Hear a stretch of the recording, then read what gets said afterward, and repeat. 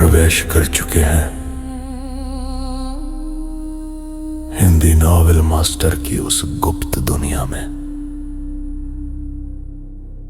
जहां कहानियां सिर्फ लिखी नहीं जाती, जाग उठती है।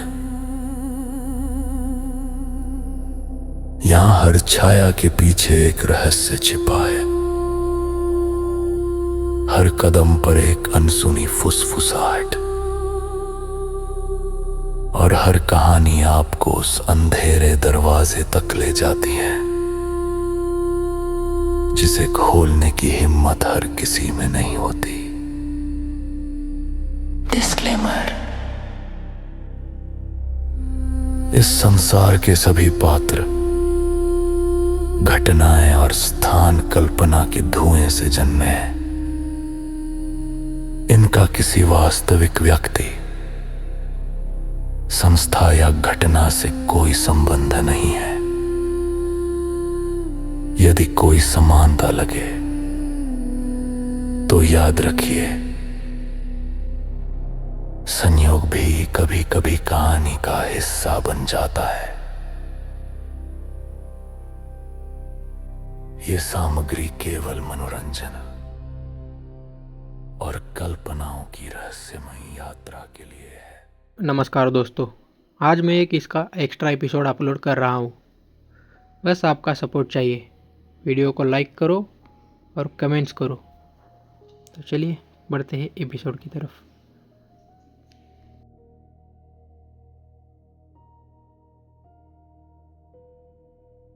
अध्याय 521। नारी शक्ति मर्दों से कम नहीं, उनका पहला वार ही कुनलुन हिला देता है। क्यों? जनरल हर्षवर्धन रुके और पूछा। कैप्टन करण शेरगिल ने तब वही दोहराया जो कर्नल रोशनी पाटिल ने पहले कहा था। मैंने भी चीफ रोशनी को पहले सलाह दी थी, लेकिन उन्होंने कहा कि अपनी मौजूदा साधना के साथ वो एक मुक्के से पहाड़ को चकनाचूर कर सकती हैं, तो यह नामुमकिन है कि वो एक छोटे से ज़ॉम्बी से न निपट सकें। एक मुक्के से पहाड़ चकनाचूर? जनरल हर्षवर्धन और बाकी सब एक साथ चिल्ला पड़े, लगभग एक ही समय पर।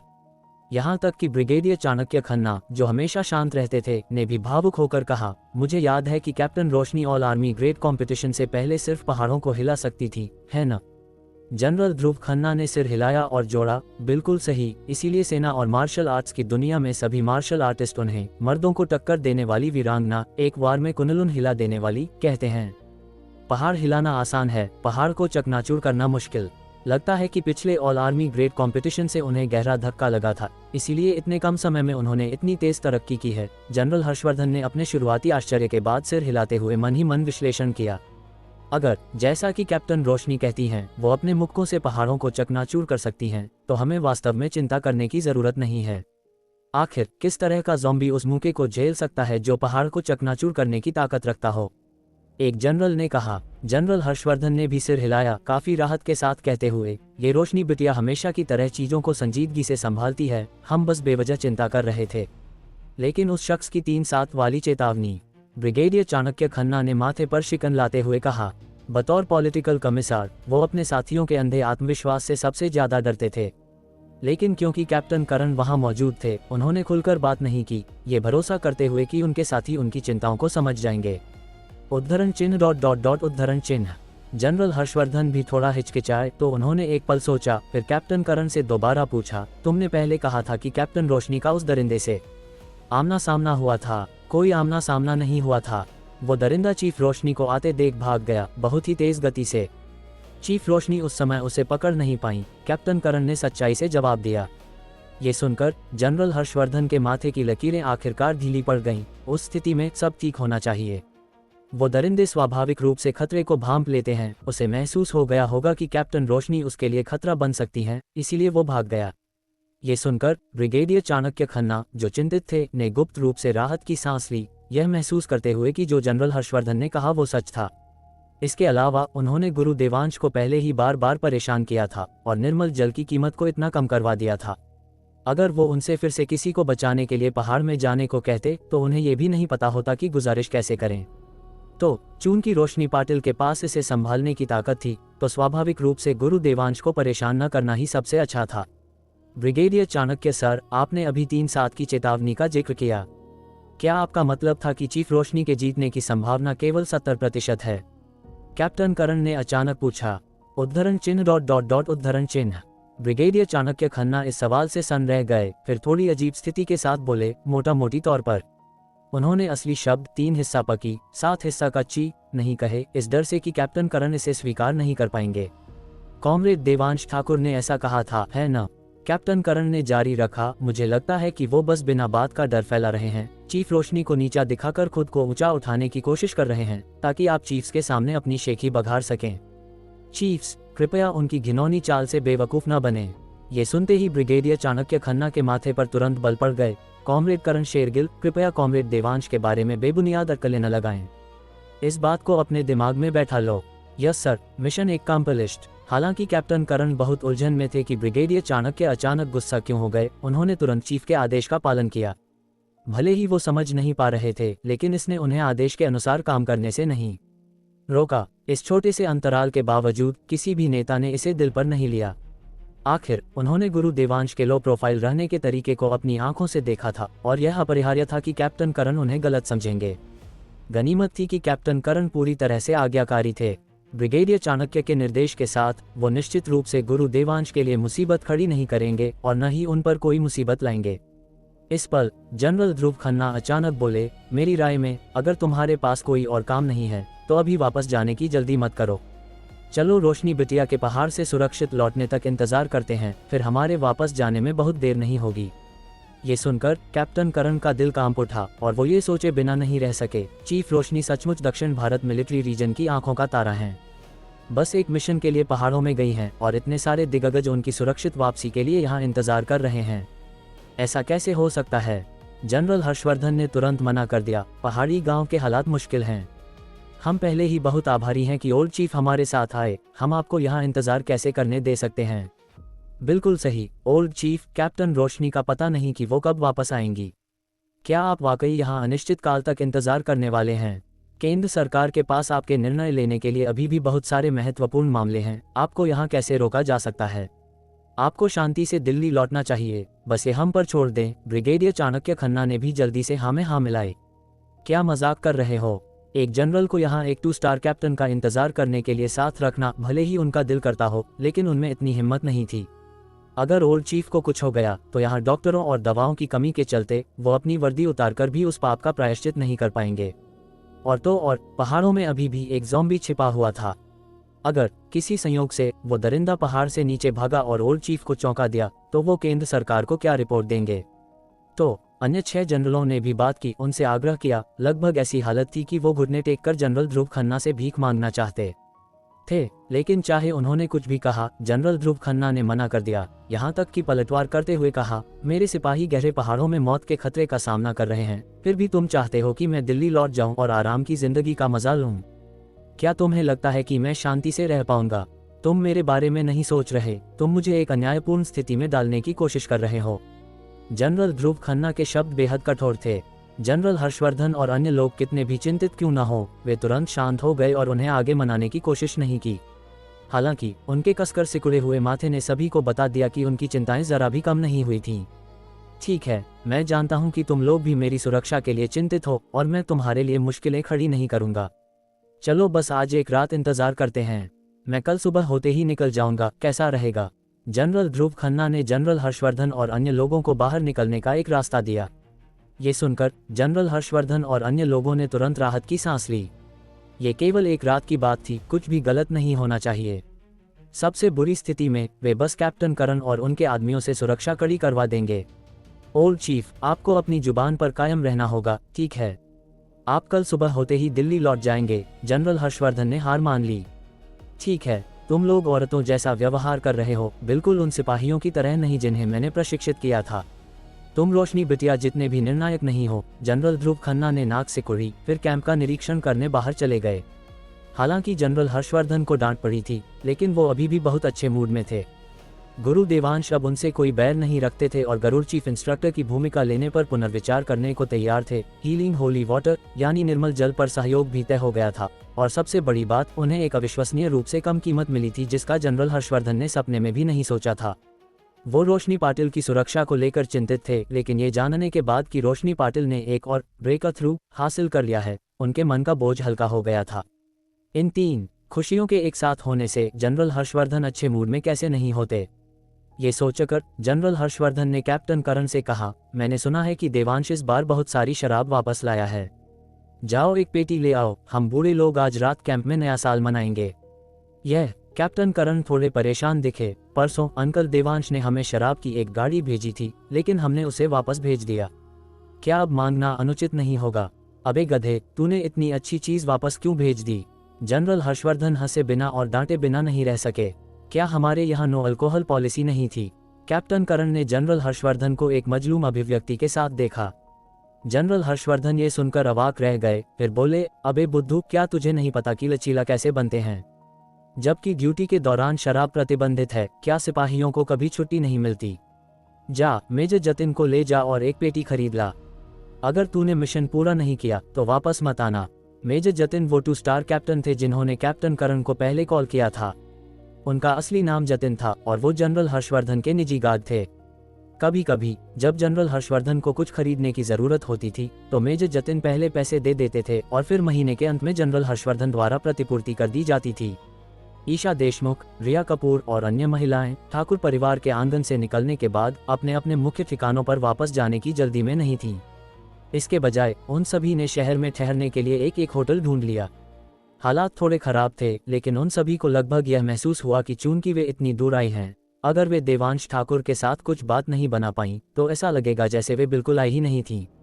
तो उन्होंने अस्थायी रूप से होटलों में चेक इन किया, अपने कमरे लिए और फिर योजना बनाई कि देवांश को बिस्तर तक कैसे लाया जाए। हालांकि विक्रमजीत सिंह का यह विचार नहीं था। उसने बस देखा कि उससे ज्यादा शक्तिशाली परिवारों में से कोई भी नहीं गया था, इसलिए उसने भी जाने की हिम्मत नहीं की।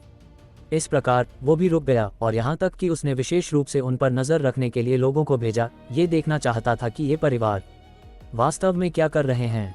उसे बस यह नहीं पता था कि जब उसे पता चलेगा कि ये बला की खूबसूरत और अप्सरा जैसी शक्तिशाली महिलाएं अपनी लौकी में कामोत्तेजक दवाएं बेच रही थीं, तो क्या वो देवांश के लिए ईर्ष्या से मर जाएगा और साथ ही इस बात पर पछताएगा कि उसने यहाँ रुकने की जहमत क्यों उठाए।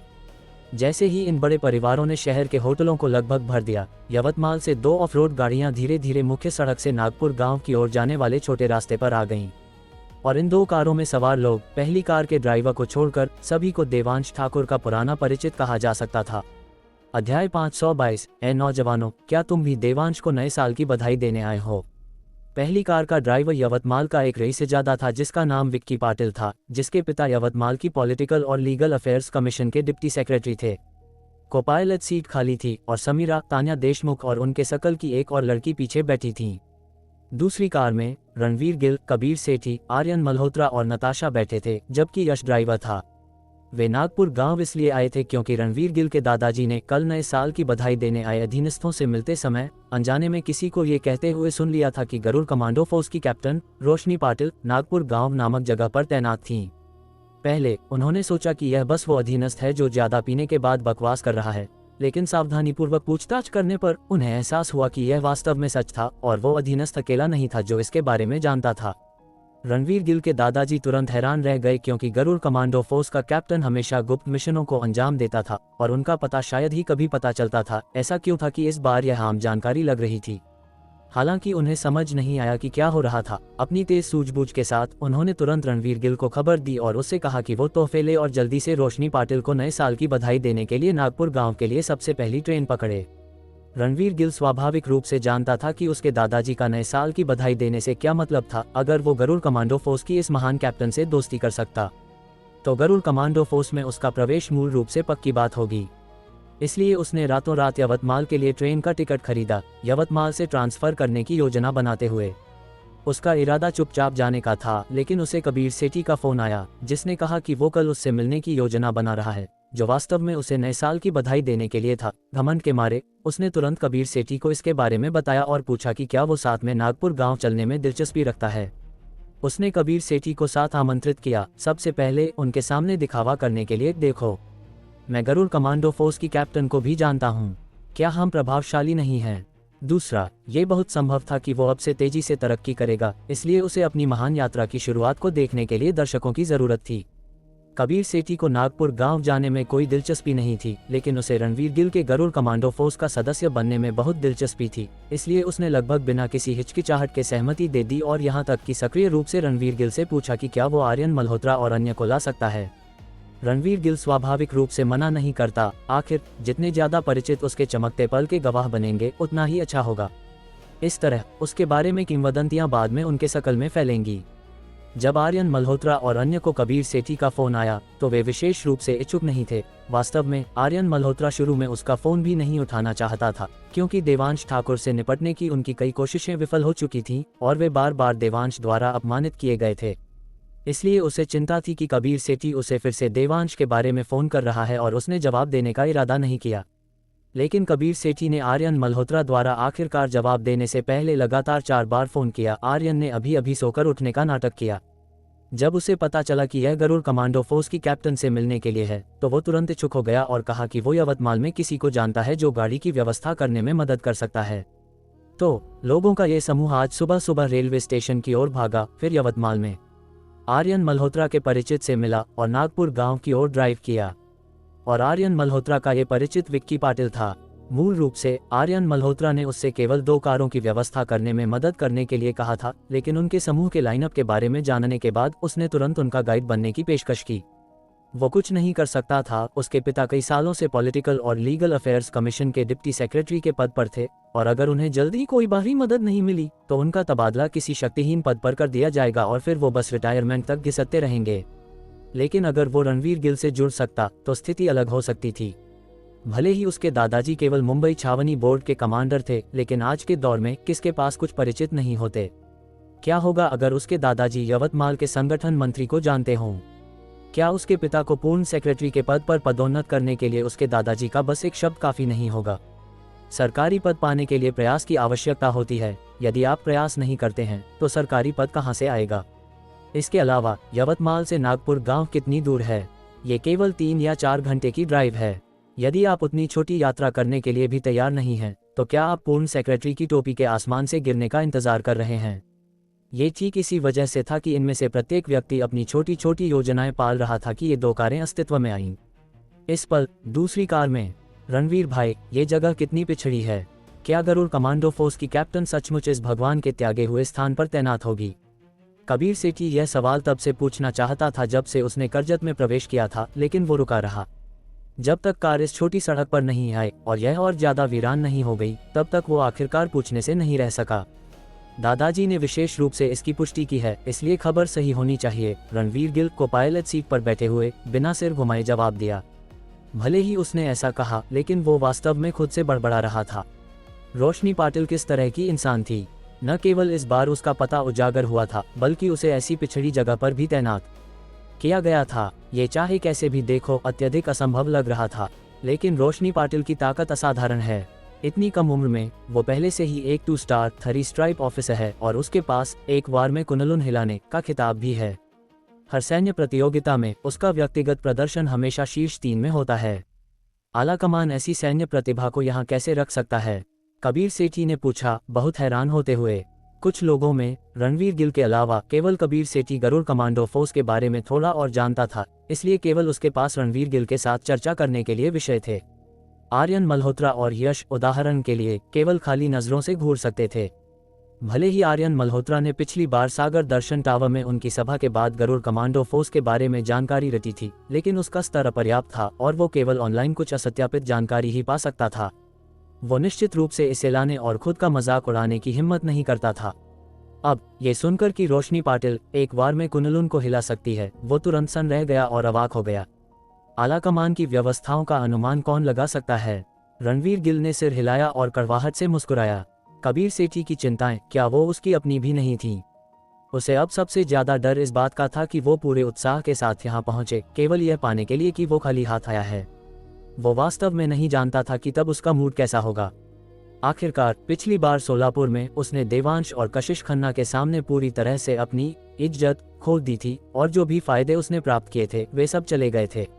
उस भारी असमानता ने उसे ट्रेनिंग कैंप में झोंक दिया, यहाँ तक कि वो नए साल के लिए घर भी नहीं लौटा। अगर उसके दादाजी का फोन नहीं आया होता, ये कहते हुए कि उन्होंने रोशनी पाटिल का पता लगा लिया है, तो उसने कबीर सेठी और अन्य लोगों से संपर्क करने की योजना भी नहीं बनाई होती, किसी को मुंह दिखाने लायक नहीं बचा था। तो इस बार वो न केवल वो इज्जत वापस पाना चाहता था जो उसने तब खो दी थी, बल्कि रोशनी पाटिल पर एक अच्छी छाप भी छोड़ना चाहता था ताकि वो आसानी से गरुड़ कमांडो फोर्स में प्रवेश कर सके। तब तक भले ही देवांश के पास अभी भी वो नखरेबाज रिया कपूर उसे बचाने के लिए हो, वो जरा भी नहीं डरेगा। सबसे महत्वपूर्ण बात, एक बार जब उसके पास गरुड़ कमांडो फोर्स के सदस्य की पहचान हो जाएगी, तो क्या यशवर्धन खन्ना अभी भी कशिश खन्ना के लिए उसकी शादी के प्रस्ताव को अस्वीकार करेगा? वो शायद अपनी बेटी को उसके बिस्तर पर भेजने के लिए उत्सुक होगा। लेकिन ये ठीक ऐसी ही उम्मीद के साथ था कि रणवीर गिल का दिल अब वास्तव में बेहद घबराया हुआ था, ये डरते हुए कि वो खाली हाथ रह जाएगा। हालांकि चूंकि यह कमांडर गिल की खबर है, ये गलत नहीं होनी चाहिए। एक भाई के रूप में मैं रणवीर भाई को यहाँ पहले से बधाई देता हूँ। आज के बाद रणवीर भाई शायद बहुत ऊंचाइयों को छुएंगे और अब से लोगों के बीच एक महानायक बन जाएंगे, कबीर सेठी ने चाहते हुए कहा, बहुत सावधानी से उसकी चापलूसी करते हुए। ये सुनकर आर्यन मल्होत्रा और यश पीछे रहने वालों में से नहीं थे और उन्होंने तुरंत अपनी चापलूसी की बौछार कर दी, रणवीर गिल की तारीफों के पुल बांध दिए। कोने में बैठी नताशा ने यह नज़ारा देखा और अपने मन में अत्यधिक तिरस्कार महसूस किया, क्योंकि वो स्पष्ट रूप से जानती थी कि पिछली बार सोलापुर की उनकी यात्रा के बाद उनका समूह फिर कभी इकट्ठा नहीं हुआ था। उन्हें अजनबी कहना बिल्कुल भी अतिशयोक्ति नहीं थी। इसके अलावा वो ये भी जानती थी कि सोलापुर के बाद रणवीर गिल को छोड़कर जो अस्थायी रूप से ज्यादा प्रभावित नहीं था, कबीर सेठी और दूसरी कार में समीरा और तान्या देशमुख दोनों बेहद तंगी में जी रहे थे, जैसे कि कोई अदृश्य विशाल हाथ जानबूझकर उनके पारिवारिक व्यवसायों को दबा रहा हो, जिससे वे न जी पा रहे थे और न मर पा रहे थे, जो बेहद कष्टदायक था। शायद इस अनुचित व्यवहार के कारण ही वे रणवीर गिल के प्रति काफी द्वेष रखते थे और यह नताशा के कानों तक भी पहुंचा, ये दिखाते हुए कि उन्होंने निजी तौर पर रणवीर गिल की कितनी बदनामी की होगी। लेकिन ऐसा छोटा सा शकल, बाहर से सामंजस्यपूर्ण लेकिन अंदर से अलग, और रणवीर गिल की पीठ पीछे बुराई करने वाला तुरंत उस पर कुत्ते की तरह चिपक गया जैसे ही उन्हें पता चला कि रणवीर गिल बड़ी ऊंचाइयों को छू सकता है, यहाँ तक कि तरह तरह की झूठी चापलूसी भी कर रहा था, जो वास्तव में घिनौना था। हालांकि नताशा भी सामाजिक सीढ़ी चढ़ी, लेकिन वो बहुत सरल थी, केवल ये सोच रही थी कि रणवीर गिल के बिस्तर तक कैसे पहुंचा जाए, और उसने शुरू से अंत तक अपना मन कभी नहीं बदला था। इसके अलावा उसे लगा कि इस बार उसकी सफलता की संभावना बहुत अधिक थी। इस दूरदराज और पिछड़े स्थान पर आकर आखिरकार ये जितना दूरदराज था उतना ही इन महत्वपूर्ण हस्तियों को श्रेष्ठता का एहसास दिलाता था, और इस प्रकार उनके लिए खुद को लिप्त करना उतना ही आसान था। इस तथ्य के साथ कि पहाड़ ऊंचे थे और बादशाह दूर था, यह असंभव था कि यहाँ होने वाले किसी भी अवैध संबंध की खबर मुंबई तक पहुंचे, इसलिए वे और भी बेपरवाह होकर काम कर सकते थे। इसलिए इस दूरदराज की जगह के बारे में कबीर सेठी और रणवीर गिल की शुरुआती चिंताओं की तुलना में वो वास्तव में सबसे ज्यादा खुश थी। जल्द ही दोनों कारें गांव में दाखिल हो गईं। नागपुर पुल को पार करने के ठीक बाद विक्की पाटिल ने कार की खिड़की खोली, मिलिट्री कैंप का स्थान पूछने की तैयारी करते हुए। इससे पहले कि वो बोल पाता, उसने पुल के मुहाने पर बैठक कर रहे ग्रामीणों को हंसते हुए और पूछते हुए सुना, ए नौजवान, क्या तुम भी देवांश को नए साल की बधाई देने आए हो? ये सुनकर पीछे की सीट पर बैठी समीरा, तान्या देशमुख और तीनों महिलाओं की आंखें लगभग बाहर निकल आईं। अध्याय 523, वो दो खटारा टोयोटा जो अभी गुजरी, क्या उनकी औकात है देवांश को बधाई देने की?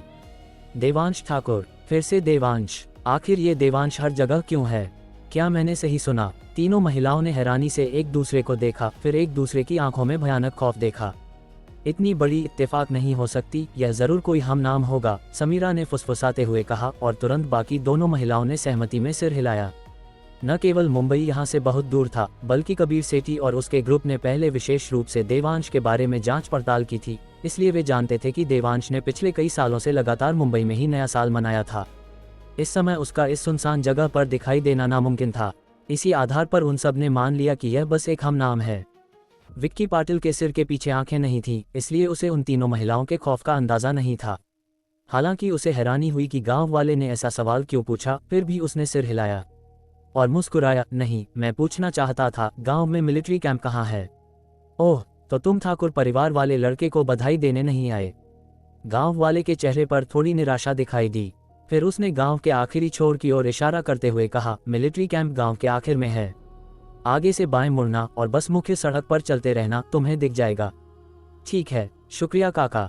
विक्की पाटिल ने बात खत्म की, कार की खिड़की चढ़ाई और आगे बढ़ गया। समीरा और बाकी लड़कियां अब तक अपने सदमे से थोड़ा उबर चुकी थीं, इसलिए विक्की पाटिल को रियरव्यू मिरर में कुछ भी असामान्य नजर नहीं आया। जहां तक रणवीर गिल और बाकी लोगों का सवाल था, उन्होंने अपनी खिड़कियां खोली ही नहीं थी, इसलिए उन्हें पता ही नहीं था कि आगे क्या बातचीत हुई। और इन दो कारों के जाने के बाद मूल रूप से शांत चौपाल बैठक में तुरंत बकबक शुरू हो गई। ये बात कुछ हजम नहीं हुई। ऐसा कैसे हो सकता है कि वे देवांश को बधाई देने नहीं आए? जिस गांव वाले ने अभी जवाब दिया था, उसने बोलते हुए अपनी जेब से 10 रुपये निकाले और बड़ी अनिच्छा से एक बूढ़े आदमी के हाथ पर दे मारे। हालांकि यह केवल 10 रुपये थे, लेकिन उसके लिए ये 2 बीड़ी के बंडल थे। उसे चुभन कैसे न होती? बिल्कुल, ऐसा नहीं होना चाहिए। हमारे गांव में इतनी सारी कारें आए हुए कितने साल हो गए। जो लोग गाड़ी चला रहे हैं, उन्हें देवांश को बधाई देने ही आना चाहिए था, तो ये 2 कारें क्यों नहीं थीं? विट्ठल काका ने असल में सही अनुमान लगाया। ये तो हद है, मैं इसे नहीं मानता। उद्धरण चिन्ह ... उद्धरण चिन्ह। विट्ठल काका ने 10 रुपये लिए, फिर अपना हाथ अपने दूसरे दोस्तों की ओर बढ़ाया, एक खुशमिजाज मुस्कान के साथ कहते हुए, चलो समझदारी दिखाओ, शर्त तो शर्त होती है। नया साल है, कोई बेईमानी नहीं। बैठक के लिए आए अधेड़ और बुजुर्गों ने निराशा में अपनी छाती पिटी, साथ ही पैसे निकालकर मुस्कुराते हुए विट्ठल काका के हाथों में थमा दिए। अरे विट्ठल काका, बताओ तो सही, तुमने सही अनुमान कैसे लगाया? जवाब देने वाले गांव वाले ने पूछा, जो स्पष्ट रूप से कायल नहीं था। अनुमान का क्या मतलब? मैं एक नज़र में बता सकता था कि वे देवांश को बधाई देने नहीं आए थे, समझे? विट्ठल काका ने बेहद गर्व से कहा। ठीक है, मान लिया तुमने देख लिया, लेकिन बताओ तो तुमने कैसे देखा? जवाब देने वाले गांव वाले ने जल्दी से अपना सवाल बदल दिया। वो वास्तव में जानना चाहता था कि उसके 2 बीड़ी के बंडल कैसे खो गए। सिर्फ वही नहीं, बाकी सब भी विट्ठल काका को उत्सुकता से देख रहे थे, उनके जवाब के लिए अपने कान खड़े कर रहे थे। विट्ठल काका ये देखकर बहुत संतुष्टि से बोले, क्या यह आसान नहीं है? देवांश को बधाई देने आने वालों में से कौन लग्जरी कार नहीं चलाता? वो 2 खटारा टोयोटा जो अभी गुजरी, क्या उनकी औकात भी है देवांश को बधाई देने की? ये सुनकर सभी को अचानक एहसास हुआ और कुछ अधेड़ और बुजुर्ग एक देसी गाली बके बिना नहीं रह सके। अरे तेरी की साला, मैंने ये क्यों नहीं सोचा? 2 बीड़ी के बंडल, विट्ठल काका तुम बहुत चालू हो। हालांकि उन्होंने उन्हें ज़बानी कोसा, लेकिन विट्ठल काका के फैसले का तरीका जानकर वे बहुत खुश थे। जबकि 2 बीड़ी के बंडल थोड़ा दर्दनाक थे, क्या नए साल का मतलब खुश रहना नहीं था? इसके अलावा देवांश ने उन्हें जो नए साल का सामान दिया था, उससे सैकड़ों या हजारों बीड़ी के बंडल खरीदे जा सकते थे, इसलिए भले ही वे शर्त हार गए, वे फिर भी खुश थे। तो अगर कोई बाद में खटारा कार चलाता हुआ आता है और देवांश का घर पूछता है, तो हम क्या कहें? क्या हम उसे रास्ता बताएं? हंसी मजाक के बीच किसी ने अचानक पूछा, रास्ता मेरी जूती बताए। विट्ठल काका गुस्से में बोले, हमारे भतीजे देवांश का अब क्या रुतबा है? क्या वो ऐसा कोई है जिससे कोई भी मिल सकता है? ये काफ़ी है कि मैंने उसे लंगूर के हाथ में अंगूर चाहने वाला नहीं कहा, वो अभी भी चाहता है कि मैं उसे रास्ता बताऊं। मैं उसे सीधे स्वर्ग का रास्ता दिखा दूं। हा, ये बात तो सही है। जैसे ही विट्ठल काका बोले, उन्होंने 2 उंगलियां बढ़ाईं, मजाक उड़ाने का इशारा करते हुए, जिससे हर कोई ठहाके मारकर हंस पड़ा। लेकिन क्या होगा अगर वो देवांश का कोई परिचित हो? आखिरकार विधायक यादव के बेटे और उनके ग्रुप ने भले ही मर्सिडीज बेंज चलाई हो, लेकिन वे सब बहुत रईस लोग नहीं लग रहे थे और उनका लहजा स्थानीय था, शायद काउंटी टाउन से। किसी और ने पूछा, क्या तुम बेवकूफ़ हो? अगर वे देवांश के परिचित हैं, तो क्या उन्हें अभी भी हमारे रास्ता बताने की ज़रूरत है? जैसा कि तुमने कहा, विधायक यादव के बेटे और उनके ग्रुप ने अपना रास्ता खुद ढूंढ लिया, उन्हें रास्ता पूछने की कहाँ ज़रूरत पड़ी? विट्ठल काका ने चिढ़कर कहा, ये सच है, लेकिन मुझे अभी भी अपने 2 बीड़ी के बंडल का दुख है। हा, साला, मुझे भी। विक्की पाटिल ने बूढ़े आदमी के निर्देशों का पालन किया, बाएं मुड़ा और सड़क पर गाड़ी चलाई। फिर एक घुमावदार रास्ते पर उसने एक मर्सिडीज बेंज देखी। हालांकि नंबर प्लेट कुछ जानी पहचानी लग रही थी, लेकिन मिलिट्री कैंप ढूंढना इस समय ज़्यादा ज़रूरी था, इसलिए उसने आगे जांच नहीं की। समीरा और अन्य हालांकि खुद को तसल्ली दे रहे थे कि यह बस एक हम नाम है, फिर भी बेचैन थे, लगातार खिड़की से बाहर देख रहे थे, जैसे कि कोई सुराग ढूंढने की कोशिश कर रहे हों। जैसे ही वे मर्सिडीज बेंज के पास से गुजरे, उन्होंने विशेष रूप से कुछ बार देखा, लेकिन दुर्भाग्य से घुमावदार रास्ता आगे अंदर की ओर मुड़ गया, इसलिए वे आंगन में नहीं देख सके। वरना अगर कोई रुकावट न होती और उनकी नज़र काफ़ी अच्छी होती, तो उन्होंने निश्चित रूप से खुद देवांश को देखा होता, जो इस समय आंगन में था, मूंगफली तोड़ रहा था और तुषार यादव, मोटे और अन्य लोगों के साथ गपशप और मजाक कर रहा था। ये ठीक इसी वजह से था कि उन्होंने रास्ते में देवांश को बिल्कुल नहीं देखा कि तीनों महिलाओं ने राहत महसूस की और मामले को दोबारा न उठाने का फैसला किया। ऐसा न हो कि रणवीर गिल को लगे कि वे जानबूझकर उसे परेशान करने की कोशिश कर रही हैं। आखिरकार रणवीर गिल के अब से बड़ी ऊंचाइयों को छूने की बहुत संभावना थी और वो निश्चित रूप से अब उसे कमजोर करने की कोशिश नहीं कर सकती थी, वरना उसे नहीं पता था कि बाद में वो उससे कैसे निपटेगा। ये सोचकर उन्हें नताशा से फिर थोड़ी ईर्ष्या होने लगी, जो काफी बोल्ड, सक्रिय और बेबाक थी। उन्होंने भी नताशा की तरह सक्रिय होने के बारे में सोचा था, रणवीर गिल से चिपकने के लिए, लेकिन वे अपनी औकात जानती थीं। वे जानती थीं कि रणवीर गिल के दिल में केवल कशिश खन्ना थी और उसे उनमें कभी दिलचस्पी नहीं होगी। इसके अलावा उनके एक्स बॉयफ्रेंड्स के मौजूद होने के कारण अगर वे सक्रिय रूप से चिपकतीं तो ठीक था, अगर काम बन जाता, लेकिन अगर रणवीर गिल ने उन्हें लात मार दी तो वे सचमुच अपनी सारी इज्जत खो देंगी। लेकिन नताशा से ईर्ष्या करते हुए उन्हें उस पर थोड़ी दया भी आई। भले ही वो इतनी सक्रिय थी, भले ही यहाँ एक सीट खाली थी, फिर भी उसे उनके साथ एक ही कार में ठुसना पड़ा, लेकिन अंत में ये सब बेकार ही जाएगा। शायद रणवीर गिल कुछ समय के लिए उसके साथ खिलवाड़ करेगा और फिर गरुड़ कमांडो फोर्स का सदस्य बनने के बाद वो उसे बेरहमी से लात मार देगा। जैसे जैसे उन्होंने सोचा, देवांश नाम सुनने का उनका खौफ धीरे धीरे कम होता गया। इस पल कार के सामने से मिलिट्री कैंप की दिशा पहले ही देखी जा सकती थी और सड़क के किनारे 2 अफसर सिपाहियों का नेतृत्व कर रहे थे, जिनमें से प्रत्येक शराब की एक पेटी ले जा रहा था कैंप की ओर। अरे नहीं, क्या मिलिट्री कैंप का खाना अब इतना अच्छा है? वे शराब भी पी रहे हैं। विक्की पाटिल ये देखकर हैरान हुए बिना नहीं रह सका। समीरा और अन्य स्थिति को नहीं जानते थे और उन्होंने जल्दबाजी में टिप्पणी करने की हिम्मत नहीं की, लेकिन कार की खिड़की के माध्यम से उन्होंने देखा कि रणवीर गिल पहले ही उतर चुका था और पकड़ रहा था। इसलिए उन्होंने विक्की पाटिल से जल्दी से कार रोकने के लिए कहा और फिर वे भी उसके पीछे भागे। इस समय कैप्टन करण और मेजर जतिन देवांश के घर से शराब ले जा रहे थे। मूल रूप से जनरल हर्षवर्धन का इरादा था कि वे बस एक पेटी खरीदें, लेकिन वे बस अंकल देवांश के उत्साह का विरोध नहीं कर सके और केवल अपनी आंखों में आंसू लिए प्रत्येक एक पेटी ले जा सके, और उन्होंने इसके लिए भुगतान भी नहीं किया था। वे चर्चा कर रहे थे कि उन्हें बाद में कमांडर हर्ष को कैसे समझाना चाहिए जब उन्होंने किसी को पीछे से उन्हें पुकारते हुए सुना। 2 चीफ्स, मैं मुंबई छावनी बोर्ड से सेकंड लेफ्टिनेंट रणवीर गिल हूँ। मुझे कैप्टन रोशनी पाटिल से कुछ चर्चा करनी है। मुझे उम्मीद है कि 2 चीफ्स मेरा संदेश पहुंचा सकते हैं, रणवीर गिल ने बहुत विनम्रता से कहा। अगर वो कैप्टन रोशनी को ढूंढ रहा है तो मैं पहले अंदर जाता हूँ, मेजर जतिन ने कहा। फिर सिपाहियों को लिया और उनसे पहले कैंप में प्रवेश किया। आखिरकार इतनी शराब ले जाना और अब गांव के बाहरी लोगों के मौजूद होने के साथ अगर उनकी तस्वीर ली गई और ऑनलाइन डाल दी गई तो भले ही यह उनके भविष्य को प्रभावित न करे, यह निश्चित रूप से यूनिट की छवि को प्रभावित करेगा, इसलिए जल्द से जल्द निकलना बेहतर था। कैप्टन करण ने सिर हिलाया, फिर ऊपर चले गए और रणवीर गिल से पूछा, कृपया अपनी पहचान दिखाएं। ओह, रणवीर गिल तुरंत हक्का बक्का रह गया। उसने अभी कॉलेज से ग्रेजुएशन नहीं किया था और उसे अपना सेकंड लेफ्टिनेंट का सर्टिफिकेट नहीं मिला था। केवल उसकी यूनिट जानती थी कि जैसे ही वो कॉलेज से ग्रेजुएट होगा वो निश्चित रूप से एक सेकंड लेफ्टिनेंट होगा, लेकिन बाहरी यूनिट्स को यह नहीं पता होगा। क्या आईडी कार्ड चलेगा? रणवीर गिल ने कहा, थोड़ी डर दिखाते हुए। ये आखिरकार कैप्टन रोशनी पाटिल की यूनिट थी, इसलिए कैंप के सदस्य शायद एलीट में से एलीट थे। खास तौर पर चूंकि उसने अभी कैंप के पीछे 3 सशस्त्र हेलीकॉप्टर खड़े देखे थे, यह विन्यास काफी प्रभावशाली था, इसलिए उसे सभी के साथ व्यवहार करने में बेहद सावधान रहना पड़ा। कैप्टन करण बोले नहीं, लेकिन उसकी ओर हाथ बढ़ाया, उसे अपना आईडी कार्ड निकालने का संकेत देते हुए। आईडी कार्ड चेक करने के बाद कैप्टन करण ने पूछा, तुम अभी सिपाही नहीं हो? तुम क्यों कहते हो कि तुम सेकंड लेफ्टिनेंट हो? बात ऐसी है, मैंने अभी कॉलेज से ग्रेजुएशन नहीं किया है। एक बार जब मैं ग्रेजुएट हो जाऊंगा तो मैं सेकंड लेफ्टिनेंट बन जाऊंगा, रणवीर गिल ने जल्दी से समझाया। मिलिट्री एकेडमी कैडेट, कैप्टन करण ने मन ही मन बुदबुदाया। फिर रणवीर गिल से कहा, चीफ रोशनी कैंप में नहीं है, कृपया वापस जाएं। क्या? ये सुनकर रणवीर गिल पर जैसे बिजली गिर गई और उसका पूरा शरीर तुरंत ऐसा महसूस हुआ जैसे किसी ने उसे बर्फ के तहखाने में धकेल दिया हो। अध्याय 524। हम जनरल गिल का शुक्रिया अदा करते हैं। रणवीर गिल को जिस बात का सबसे ज्यादा डर था वही हुआ, इतना कि वो अपने जज्बातों पर काबू नहीं रख पाया और उसके मुंह से हैरानी भरी चीख निकल गई। ये कैसे मुमकिन है? मेरे दादाजी ने साफ तौर पर बहुत पक्की खबर दी थी। कैप्टन रोशनी नागपुर गांव में ही तैनात हैं, रणवीर गिल ने कहा। उसका चेहरा अविश्वास से भरा हुआ था। वो कबीर सेठी और बाकी लोगों को यहाँ इसलिए लाया था ताकि वे उसका जलवा देख सकें, न कि उसका तमाशा बनता हुआ देखें।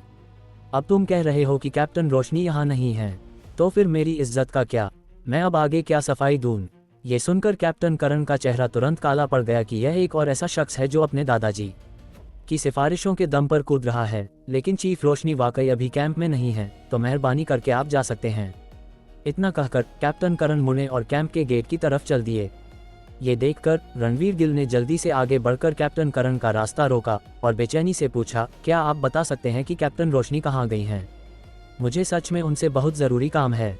चीफ रोशनी अभी एक मिशन पर हैं और उनके ठिकाने का खुलासा नहीं किया जा सकता।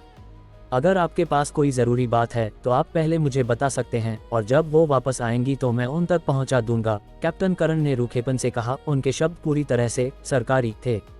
यह रणवीर गिल अचानक धर्म संकट में फंस गया।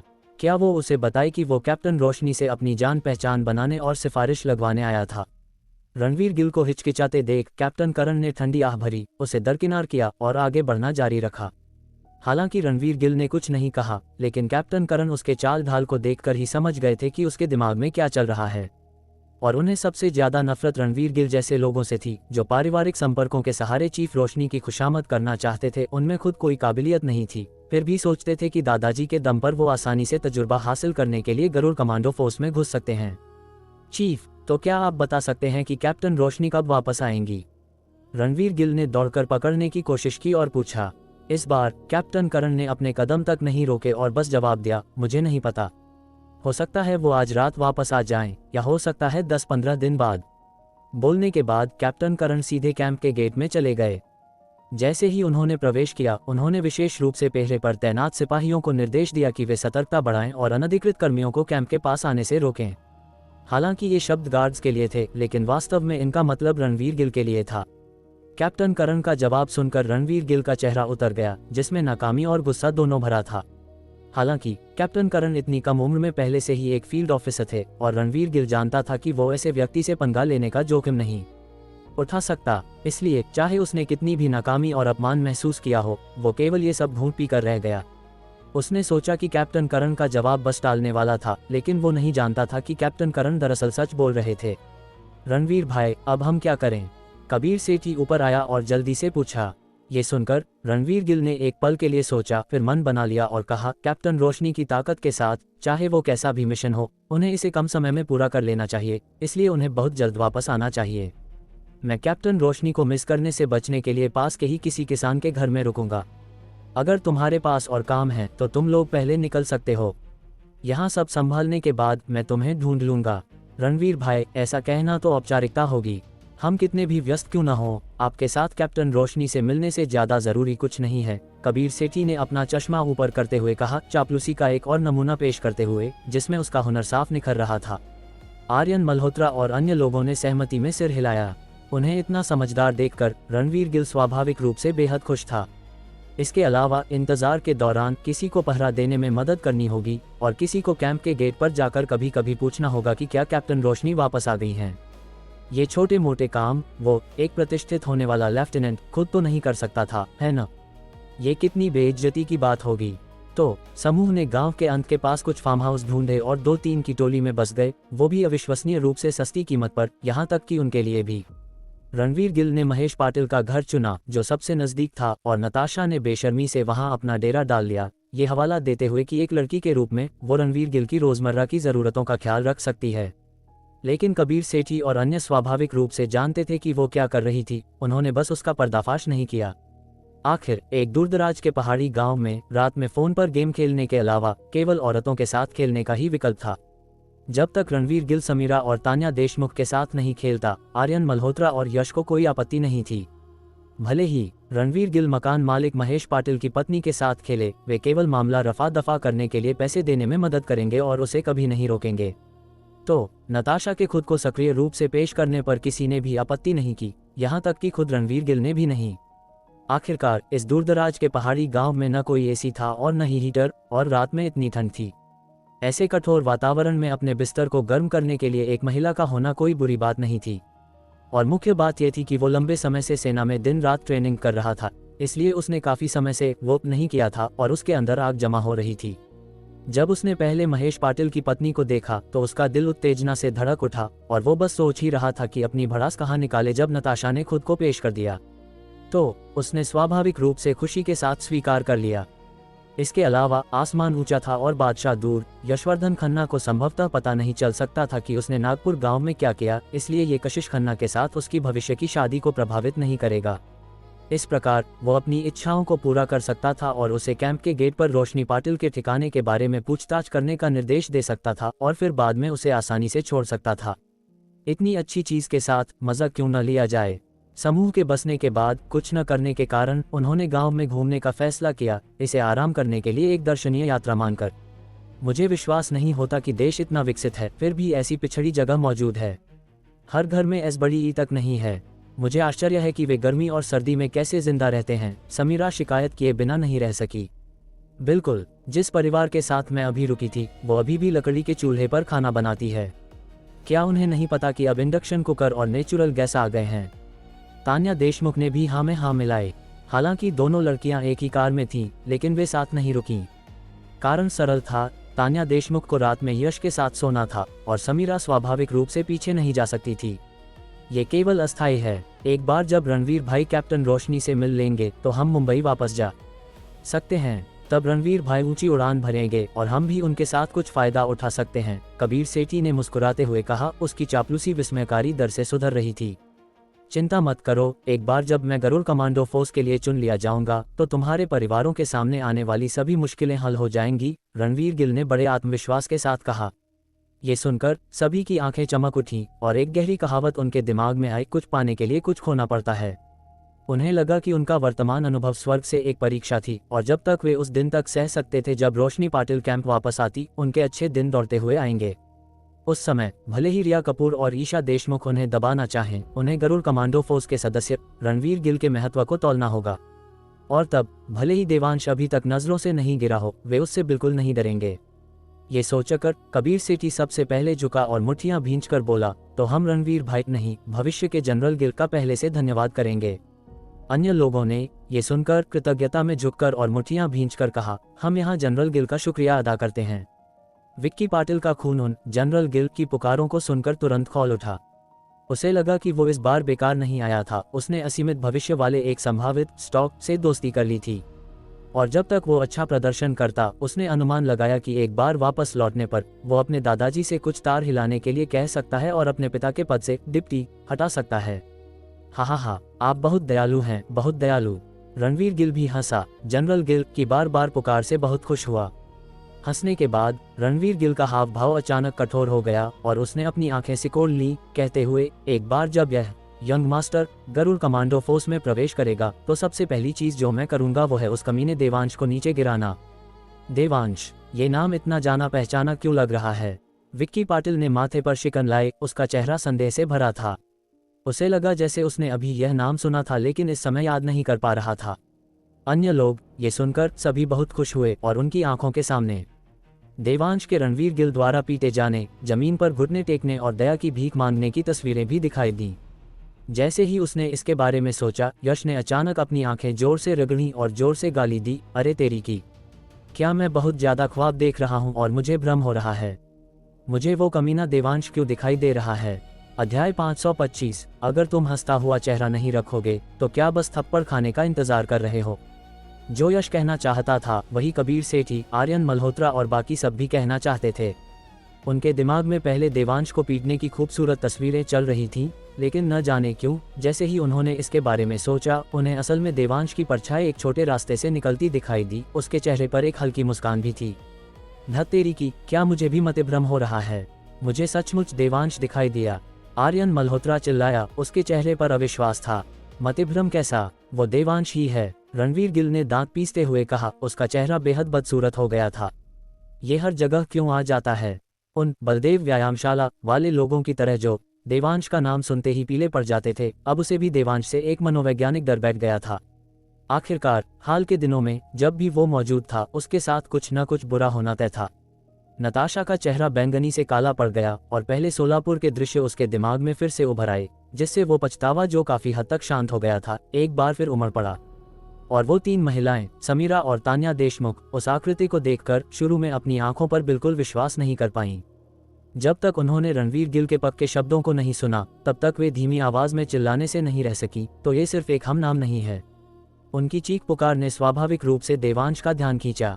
हालांकि देवांश को बहुत उत्सुकता थी कि वे यहाँ क्यों थे, उसने इस मामले को बिल्कुल भी दिल पर नहीं लिया, इसलिए एक त्वरित नज़र के बाद उसने बस उनकी उपस्थिति को नज़रअंदाज कर दिया और वापस मुड़ गया, किसी अनजान व्यक्ति के साथ गपशप और मजाक करते हुए। ये छोटा रास्ता मुख्य सड़क से अलग होता था और चून की मुख्य सड़क के बगल में एक ऊंची दीवारों वाला आंगन था। ये देखना असंभव था कि क्या कोई रास्ते पर था इससे पहले कि वे बाहर आते। ये ठीक इसी वजह से था कि उन्होंने इतना चलने के बाद ही देवांश की उपस्थिति का पता लगाया। देवांश को उनके साथ हवा जैसा व्यवहार करते देख हर कोई गुस्से से जलने लगा और यश ने दहाड़ लगाई, देवांश तुम यहाँ क्यों हो? जैसे ही उसकी आवाज गूंजी, लोगों का एक समूह छोटे रास्ते से बाहर निकला। मोटे और पतले, पुरुष और महिलाएं थे और हर किसी के चेहरे पर एक खुशी भरी मुस्कान थी। जब रणवीर गिल और अन्य लोगों ने इस समूह को देखा तो उन्होंने तुरंत प्रतिक्रिया नहीं दी, लेकिन जब उन्होंने भीड़ के बीच एक ठंडी, कुलीन महिला को खड़े देखा तो उन सभी की आंखें आश्चर्य से फैल गईं। भले ही उन सभी ने रिया कपूर, ईशा देशमुख और कशिश खन्ना जैसी बेमिसाल सुंदरियों को देखा था, फिर भी यह उन्हें विस्मय के भाव दिखाने से नहीं रोक सका। आखिरकार यह एक दूरदराज, गरीब पिछड़ा इलाका था जहां सभी हिसाब से केवल देहाती गंवार होने चाहिए थे। ऐसी हाई क्लास, शानदार सुंदरी अचानक कैसे प्रकट हो सकती थी? यह मजबूत दृश्य प्रभाव उनके आश्चर्य का मुख्य कारण था। ऐसा नहीं था कि उस शानदार सुंदरी का रूप रिया कपूर या दूसरों से बेहतर था। और जब उन लोगों ने यश की दहाड़ सुनी तो उन सभी ने सिर घुमाया, उनका जायजा लिया और फिर उनमें से एक लकी तनेजा ने देवांश से पूछा, तुम्हारे दोस्त, क्या तुम हमारा परिचय नहीं कराओगे? देवांश मुस्कुराया और सिर हिलाया, दोस्त नहीं हैं और परिचय की कोई जरूरत नहीं है। आखिर मुझे अभी भी उनके नाम तक याद नहीं है। ये सुनकर लकी तनेजा और अन्य लोग तुरंत समझ गए देवांश एक बहुत ही लो प्रोफाइल व्यक्ति था। अगर वे केवल साधारण लोग होते तो वो ज्यादा से ज्यादा कहता कि वो उन्हें नहीं जानता, वो दोस्त नहीं है पर जोर नहीं देता, और न ही वो नाम तक याद नहीं है पर जोर देता। तो रणवीर गिल और अन्य की ओर उनकी नज़र तुरंत चंचल हो गई। अगर यह पहले दोस्ताना रही होती तो अब ये पूरी तरह से तिरस्कार और दुश्मनी थी। खासकर लकी तनेजा रणवीर गिल को स्कैन करने के बाद, जो दूसरों द्वारा एक स्टार की तरह घिरा हुआ था, वो जानता था कि उसके पास कुछ मार्शल आर्ट्स की नींव है और तुरंत उसके साथ दो हाथ करने की एक प्रबल इच्छा हुई। क्या करें? किसी को दूसरों के सामने अपने मार्शल आर्ट्स का दिखावा करते देख वो बस उन्हें पीटना चाहता था। अतीत में उसके पास ताकत की कमी थी, इसलिए भले ही उसके पास ऐसे विचार थे, वो केवल उन्हें दबा सकता था। लेकिन अब यह अलग था। एक अंतरशक्ति मार्शल आर्टिस्ट के रूप में उसने अपने पूरे शरीर में शक्ति का एक अटूट उछाल महसूस किया, और अगर उसने इसे बाहर नहीं निकाला तो उसका शरीर जल्दी या बाद में फट जाएगा। हालांकि चून की दूसरी पार्टी ने उसे उकसाया नहीं था, वो पहली चाल नहीं चल सकता था, ऐसा न हो कि उस पर कमजोर को सताने का आरोप लगाया जाए। और जब रणवीर गिल और अन्य लोगों ने देवांश के लगभग अपमानजनक शब्द सुने तो उनका पहले से ही जलता हुआ गुस्सा और तेज हो गया। लेकिन पिछले 3 अनुभवों से सबक लेते हुए रणवीर गिल ने जल्दबाजी में कार्य करने की हिम्मत नहीं की, क्योंकि उसे नहीं पता था कि रिया कपूर, वो पागल औरत, ने देवांश के आसपास बॉडीगार्ड्स का इंतजाम किया होगा या नहीं। आखिरकार एक बार जब कोई महिला प्यार में पड़ जाती है तो 10 बैल भी उसे वापस नहीं खींच सकते। इसलिए वो बहुत चिंतित था कि रिया कपूर देवांश के लिए बॉडीगार्ड्स मुहैया कराएगी और उसे इस दूरदराज के पिछड़े इलाके तक एस्कॉर्ट करेगी। इसके अलावा दूसरी पार्टी के पास भी इतनी सुंदर महिला थी, जिसने मामले को और भी अजीब बना दिया। सावधान रहना बेहतर था। रणवीर गिल की चिंताएं कबीर सेठी और अन्य लोगों की भी चिंताएं थीं, इसलिए भले ही वे बहुत गुस्से में थे, किसी ने भी अपनी आंखों से देवांश को मारने की कोशिश करने के अलावा बोलने की हिम्मत नहीं की। तुम देवांश हो? क्या तुम गांव में बहुत मशहूर हो?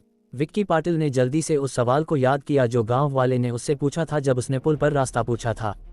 उसने पहले ही सुना था कि देवांश और रणवीर गिल के बीच अनबन थी, इसलिए रणवीर गिल पर अच्छी छाप छोड़ने के लिए उसने पहल करने और रणवीर गिल को इज्जत वापस पाने में मदद करने का फैसला किया।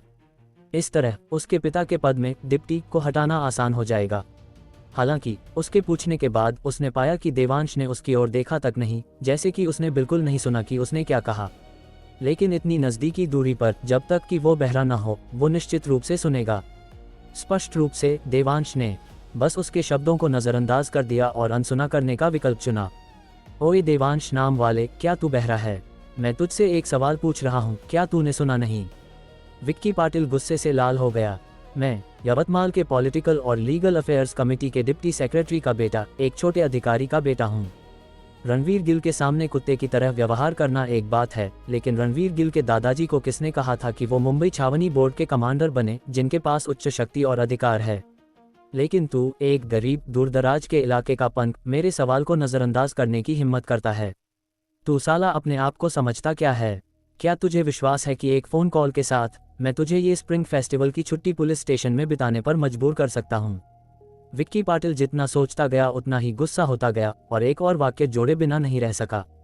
तुमने क्या कहा? लकी तनेजा ने कहा, अपनी मुठ्ठियां भींचते हुए और विक्की पाटिल की ओर बढ़ते हुए। ओह हो, तेरा रुख देखकर लग रहा है, क्या तू मुझसे लड़ने की तैयारी कर रहा है? विक्की पाटिल ने यह देखकर मजाक उड़ाया, फिर एक घमंडी मुस्कान और अहंकारी अभिव्यक्ति के साथ कहा, ए लकी तनेजा, क्या तू जानता है कि मेरा बाप कौन है? क्या वो यवतमाल के पॉलिटिकल और लीगल अफेयर्स कमेटी के डिप्टी सेक्रेटरी विश्वास पाटिल नहीं हैं? क्या विक्की पाटिल, क्या तुम मेरे दोस्त को लॉकअप में डालने वाले हो? लकी तनेजा के पीछे से एक आवाज आई। तभी सबको एहसास हुआ कि वास्तव में इस लकी तनेजा के पीछे कोई छिपा हुआ था। और जब वो शख्स लकी तनेजा के पीछे से निकला तो विक्की पाटिल को तुरंत मरने जैसा महसूस हुआ, इतना कि जब उसने लकी तनेजा को दोबारा देखा तो उसकी पुतलियां एक अविश्वसनीय रूप से द्वेषपूर्ण अभिव्यक्ति से भर गईं। तू इतना मोटा क्यों है बे? मैंने तुषार यादव को देखा तक नहीं। तुषार भाई, मुझे माफ कर दो, मुझे माफ कर दो, मुझे नहीं पता था कि यह आपका दोस्त है, ये सब एक गलतफहमी है, एक गलतफहमी। विक्की पाटिल ने तुरंत एक चापलूसी वाली मुस्कान के साथ कहा। उसके पास चापलूसी करने के अलावा कोई विकल्प नहीं था, क्योंकि उस शख्स के पिता अब करजत के शीर्ष नेता थे और उन्हें आज सुबह ही पदोन्नत किया गया था। ये स्थिति अपने आप में राष्ट्रव्यापी पहली थी। अगर वो चापलूसी नहीं करता तो क्या वो थप्पड़ खाने का इंतजार करता? और जो खबर सामने आई थी उसके अनुसार उसके पिता को सुबह सुबह पदोन्नत किए जाने का कारण पूरी तरह से ये था कि उसने खुद छत्रपति संभाजी नगर के सालियान परिवार से दोस्ती कर ली थी। वो छत्रपति संभाजी नगर का सालियान परिवार था।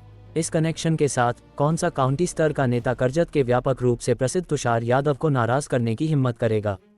जब तक कि वे अपना सरकारी पद नहीं छोड़ना चाहते। भले ही रणवीर गिल दोस्ती करने लायक था, लेकिन तुषार यादव की तुलना में वो वैसा ही था जिसे एक गुबरेला धक्का देता है गोबर का एक गोला। जब रणवीर गिल और अन्य लोगों ने विक्की पाटिल के रवैये को अचानक 180 डिग्री यू टर्न लेते देखा तो उनके चेहरों पर न केवल कोई आश्चर्य दिखाई दिया, बल्कि एक ये तो होना ही था वाला भाव भी था। देखा, मैंने कहा था ना, जब तुम देवांश उस कुत्ते से मिलते हो तो तुम बिल्कुल भी जल्दबाजी नहीं कर सकते। 3 अनुभवों ने रणवीर गिल को बताया कि देवांश उस कुत्ते के पास निश्चित रूप से उसके आसपास छिपे हुए पत्ते थे। चाहे तुम उन्हें देख सको या नहीं, वे निश्चित रूप से वहां थे। क्या विक्की पाटिल को अभी अभी इसका पता नहीं चला? अच्छा हुआ कि मैंने अभी कोई चाल चलने की जल्दबाजी नहीं की। तुम्हारे लहजे से अगर देवांश मेरा दोस्त नहीं होता तो तुम उसे लॉकअप में डाल देते, है ना? तुषार यादव ने ठंडे स्वर में कहा। उसका लहजा बेहद नाखुश था।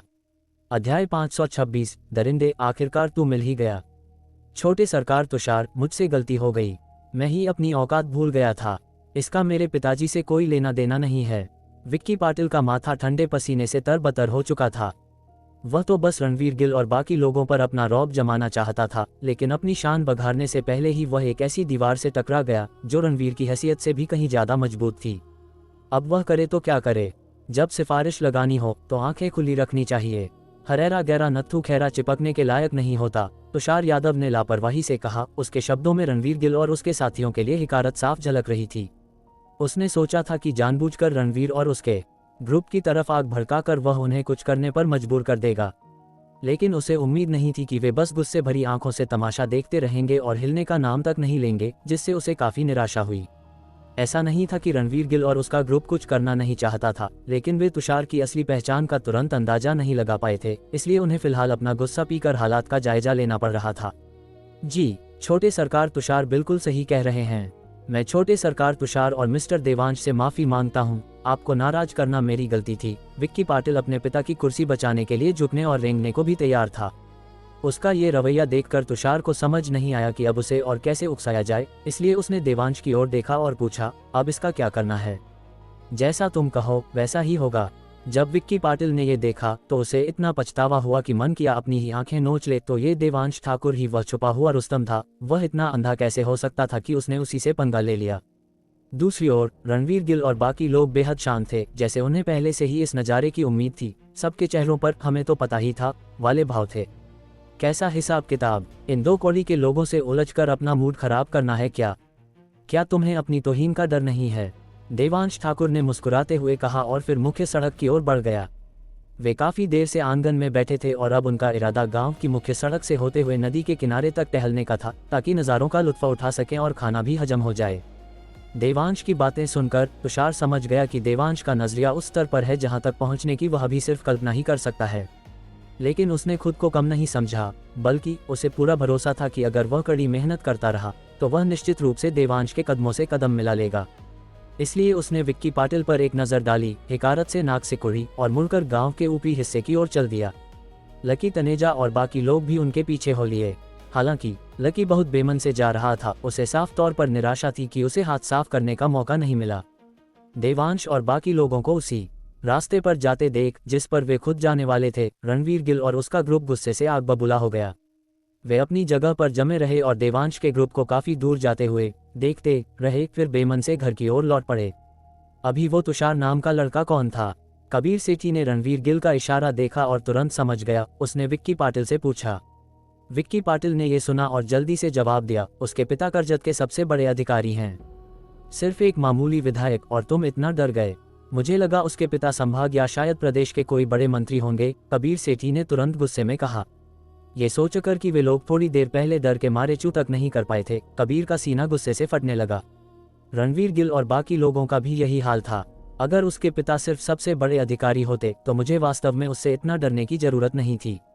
असली बात यह है कि तुषार यादव के पीछे छत्रपति संभाजी नगर का सालियान परिवार खड़ा है। विक्की पाटिल ने लाचार भाव से कहा। छत्रपति संभाजी नगर का सालियान परिवार? कबीर सेठी, जो आमतौर पर बहुत संयमित रहता था, इस बार चीखने से खुद को रोक नहीं पाया। ये सुनकर बाकी सभी के चेहरों पर भी गहरे सदमे के भाव आ गए। वह जगह यहाँ से हजारों मील दूर है। क्या तुम्हें यकीन है कि तुम्हें कोई गलतफहमी नहीं हुई है? कबीर ने जोर देकर पूछा। मुझे गलतफहमी कैसे हो सकती है? ये बात तो आज सुबह से ही हर जुबान पर है, विक्की पाटिल ने कहा, और फिर उसने बारीकी से वे सारी कहानियां सुनाई जो उसने शुरू से अंत तक सुनी थीं। इन कहानियों को सुनने के बाद रणवीर गिल और बाकी लोगों के माथे पर गहरी लकीरें खींच गईं, क्योंकि उन्हें एहसास हो गया था कि चाहे ये कहानियां कितनी भी फिल्मी क्यों न हो, ये सच बिल्कुल पक्का था कि तुषार यादव की जान पहचान सालियान परिवार से थी। इस देवांश ठाकुर की किस्मत इतनी अच्छी कैसे हो सकती है? कपूर परिवार का साया हटते ही उसे सालियान परिवार की पहुंच वाले एक दोस्त का सहारा मिल गया। क्या वह किस्मत का धनी है या क्या? आर्यन मल्होत्रा खुद को कोसने से नहीं रोक पाया।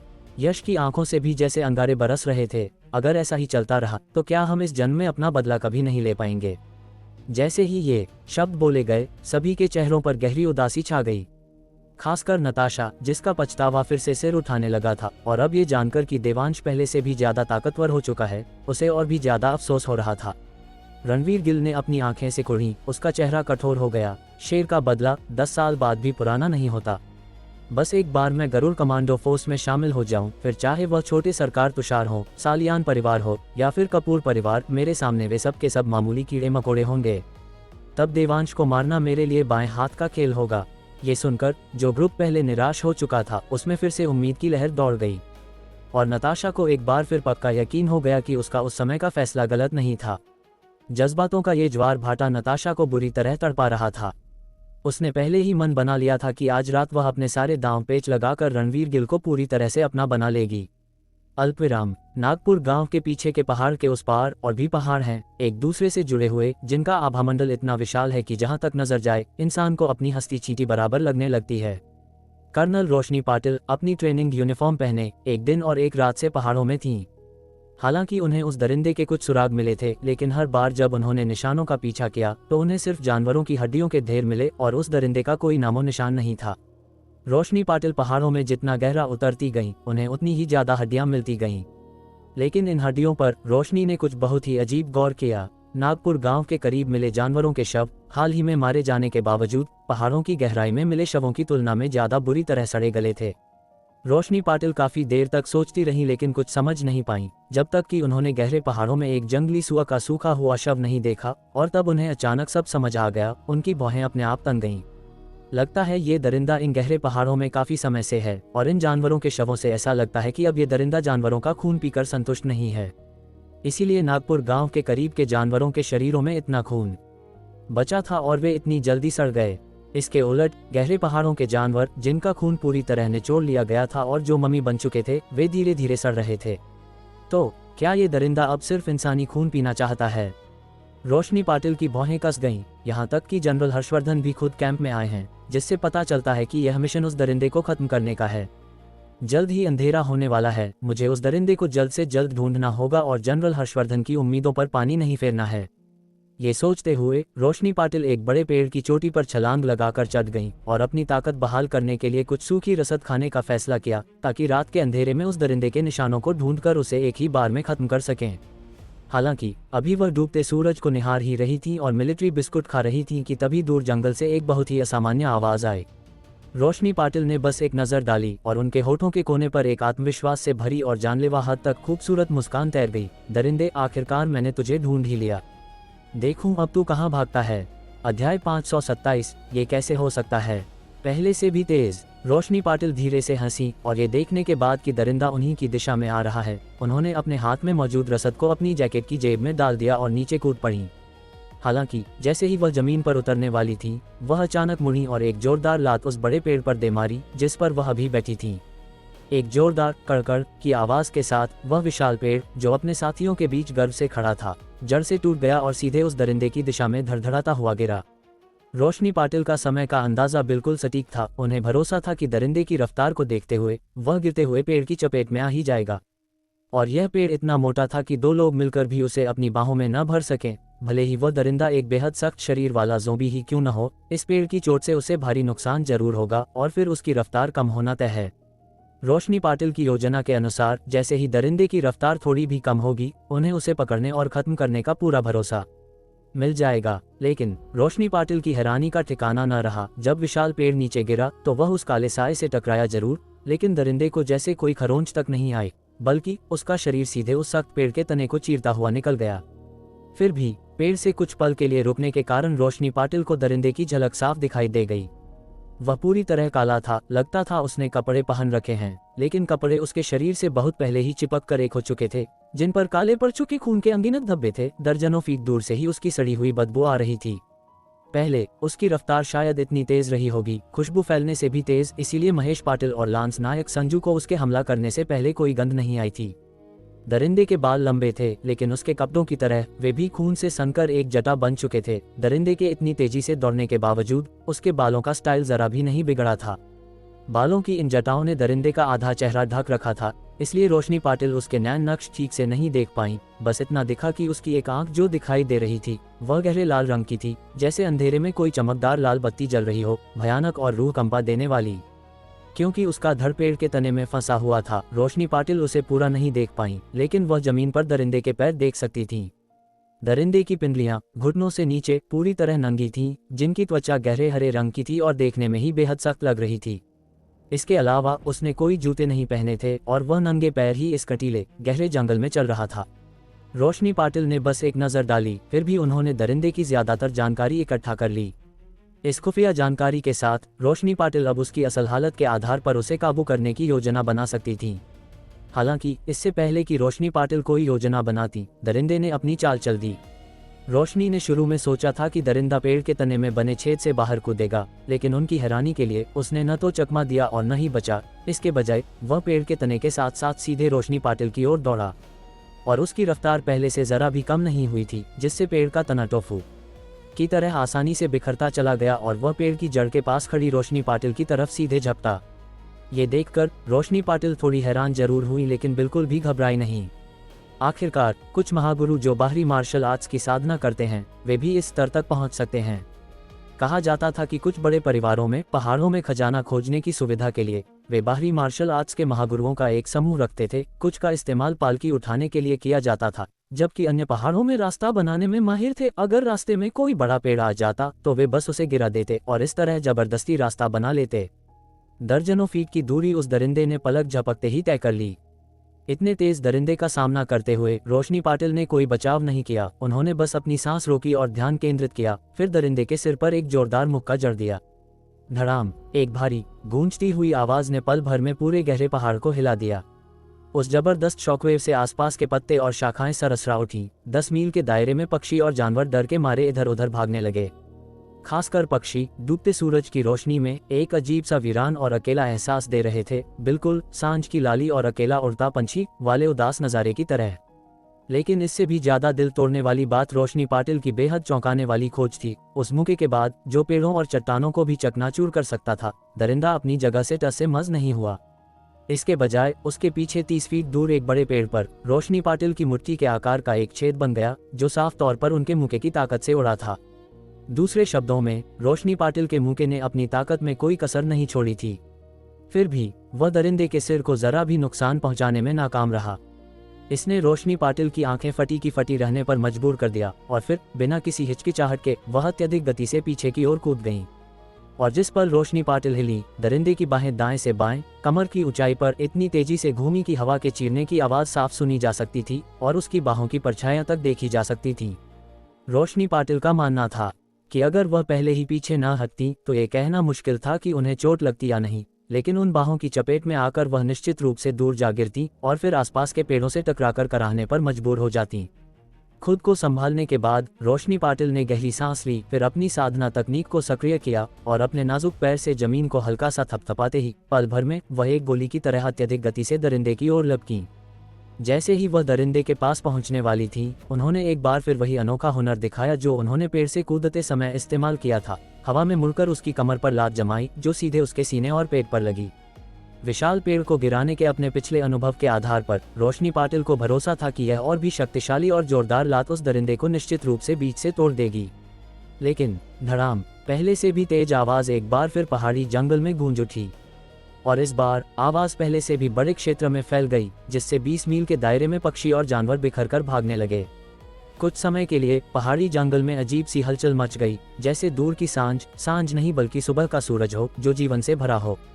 लेकिन इस वक्त रोशनी पाटिल की बाहें गहरी सिकुड़ी हुई थीं। वह दरिंदे की हालत देखते हुए तेजी से पीछे हट रही थीं और फिर दुख के साथ महसूस किया कि दरिंदे में जरा भी बदलाव नहीं आया था।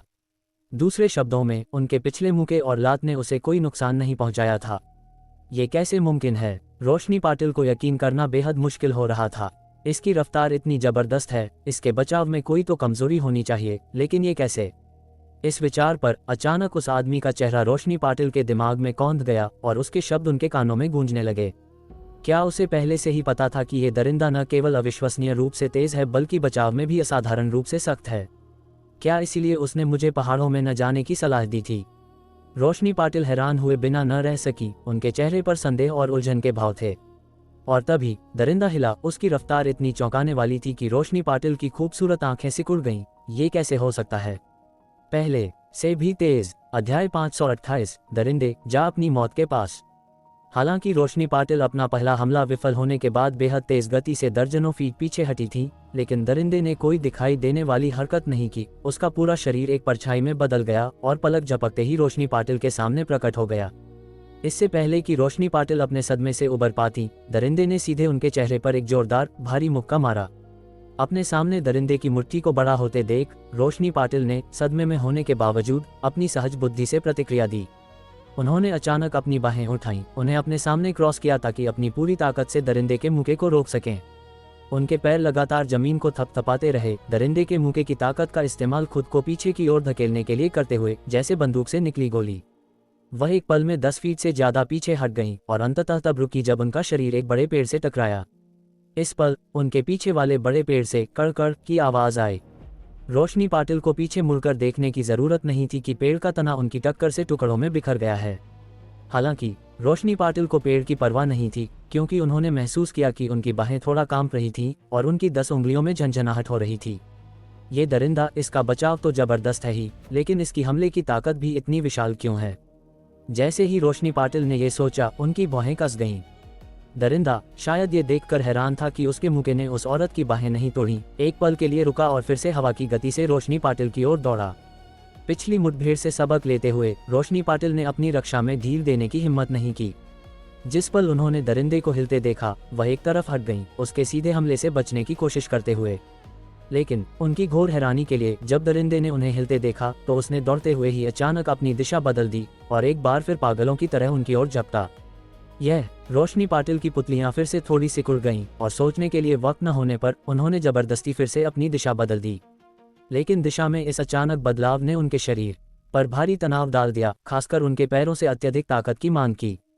आखिरकार ये स्थिर अवस्था से मुड़ना नहीं था, इसके लिए पहले मौजूदा गति को काबू करना था, फिर पूरी तरह से अलग दिशा में जाना था जो मूल बल से दोगुना झेलने के बराबर था।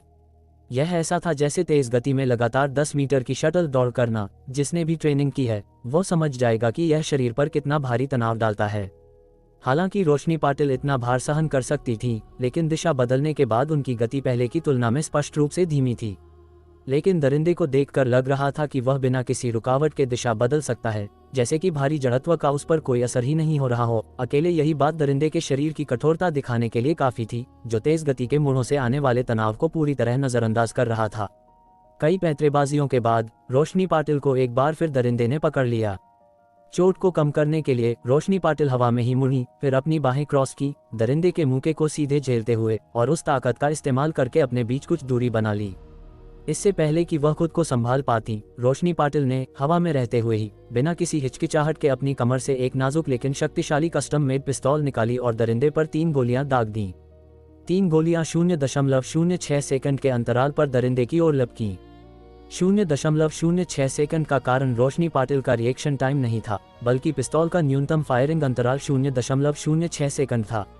रोशनी पाटिल ने एक साथ फायर करना इसलिए चुना क्योंकि वह ये सुनिश्चित करना चाहती थी कि तीनों गोलियां दरिंदे के शरीर पर एक ही जगह लगें, वरना एक अकेली गोली का उस दरिंदे के खिलाफ कोई असर नहीं होता। और तेज गति में 3 गोलियों का सटीक निशाना लगाना पहले से ही उनकी बाहों की सीमा थी। इससे ज्यादा और सटीकता की गारंटी नहीं दी जा सकती थी और वह केवल गोलियां बर्बाद करती।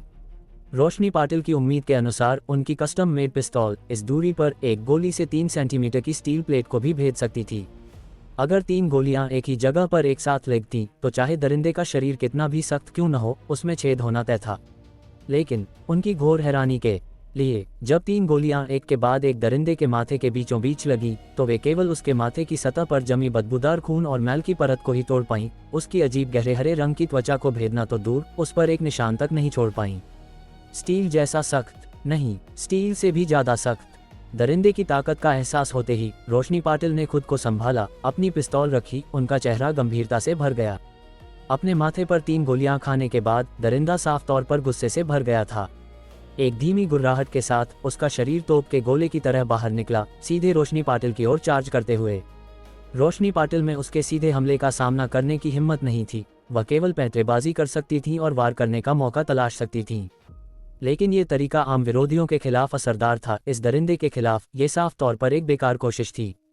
आखिरकार गति के मामले में रोशनी पाटिल पहले से ही कमजोर थी और इस तरह कोई रास्ता निकालने की कोशिश करना नामुमकिन था।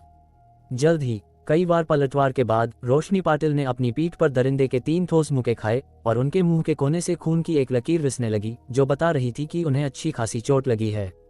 लेकिन रोशनी पाटिल बहुत घबराई नहीं थी, क्योंकि वह जिस साधना तकनीक का अभ्यास करती थी वह स्वाभाविक रूप से थकान वाली लड़ाइयों के लिए उपयुक्त थी। चाहे उन्हें कितनी भी चोटें क्यों न लगें, जब तक वे जानलेवा न हो, वह थोड़े समय में 70 से 80% तक ठीक हो सकती थी।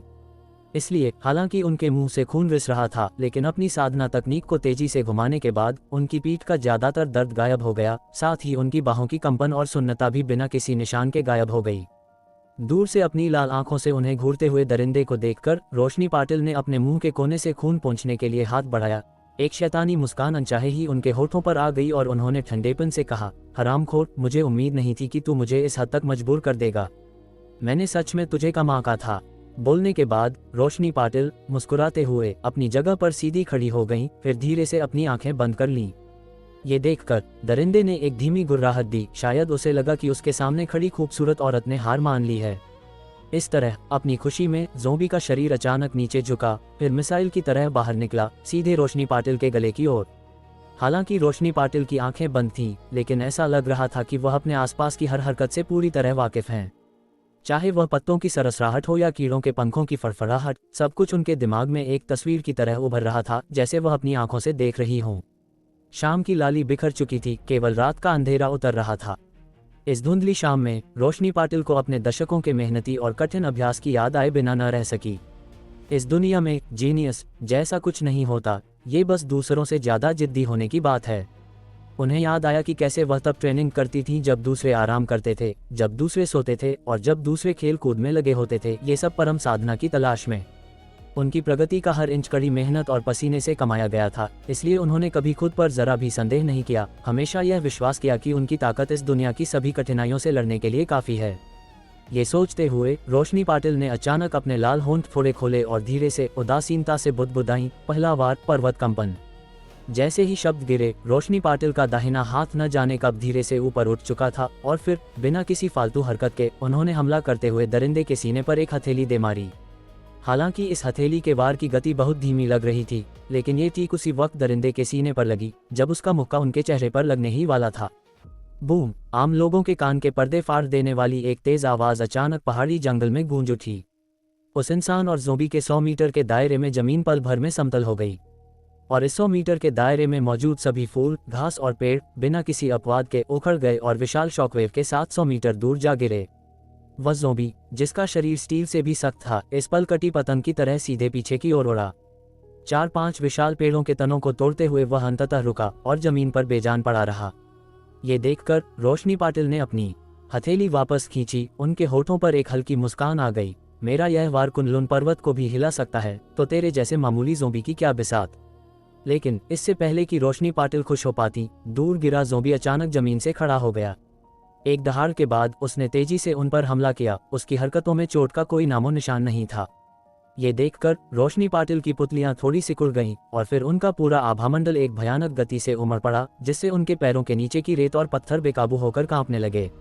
उन्होंने सहज रूप से अपना दाहिना पैर आधा कदम पीछे लिया, फिर अपने शरीर को थोड़ा नीचे झुकाया और अपनी मुट्ठी उठाई। तेजी से पास आते ज़ोंबी को भावहीन होकर देखते हुए बुदबुदाई, दरिंदे, मरने के लिए तैयार हो जा।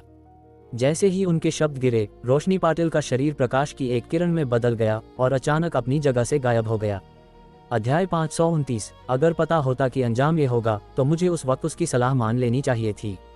पलक झपकते ही दरिंदे की लाल आंखें अचानक फैल गईं। वह अपने सामने के नज़ारे से साफ तौर पर चौंक गया था। शायद उसने उम्मीद नहीं की थी कि ये दिखने में धीमी 2 पैरों वाली भेड़ अचानक इतनी तेज कैसे हो सकती है।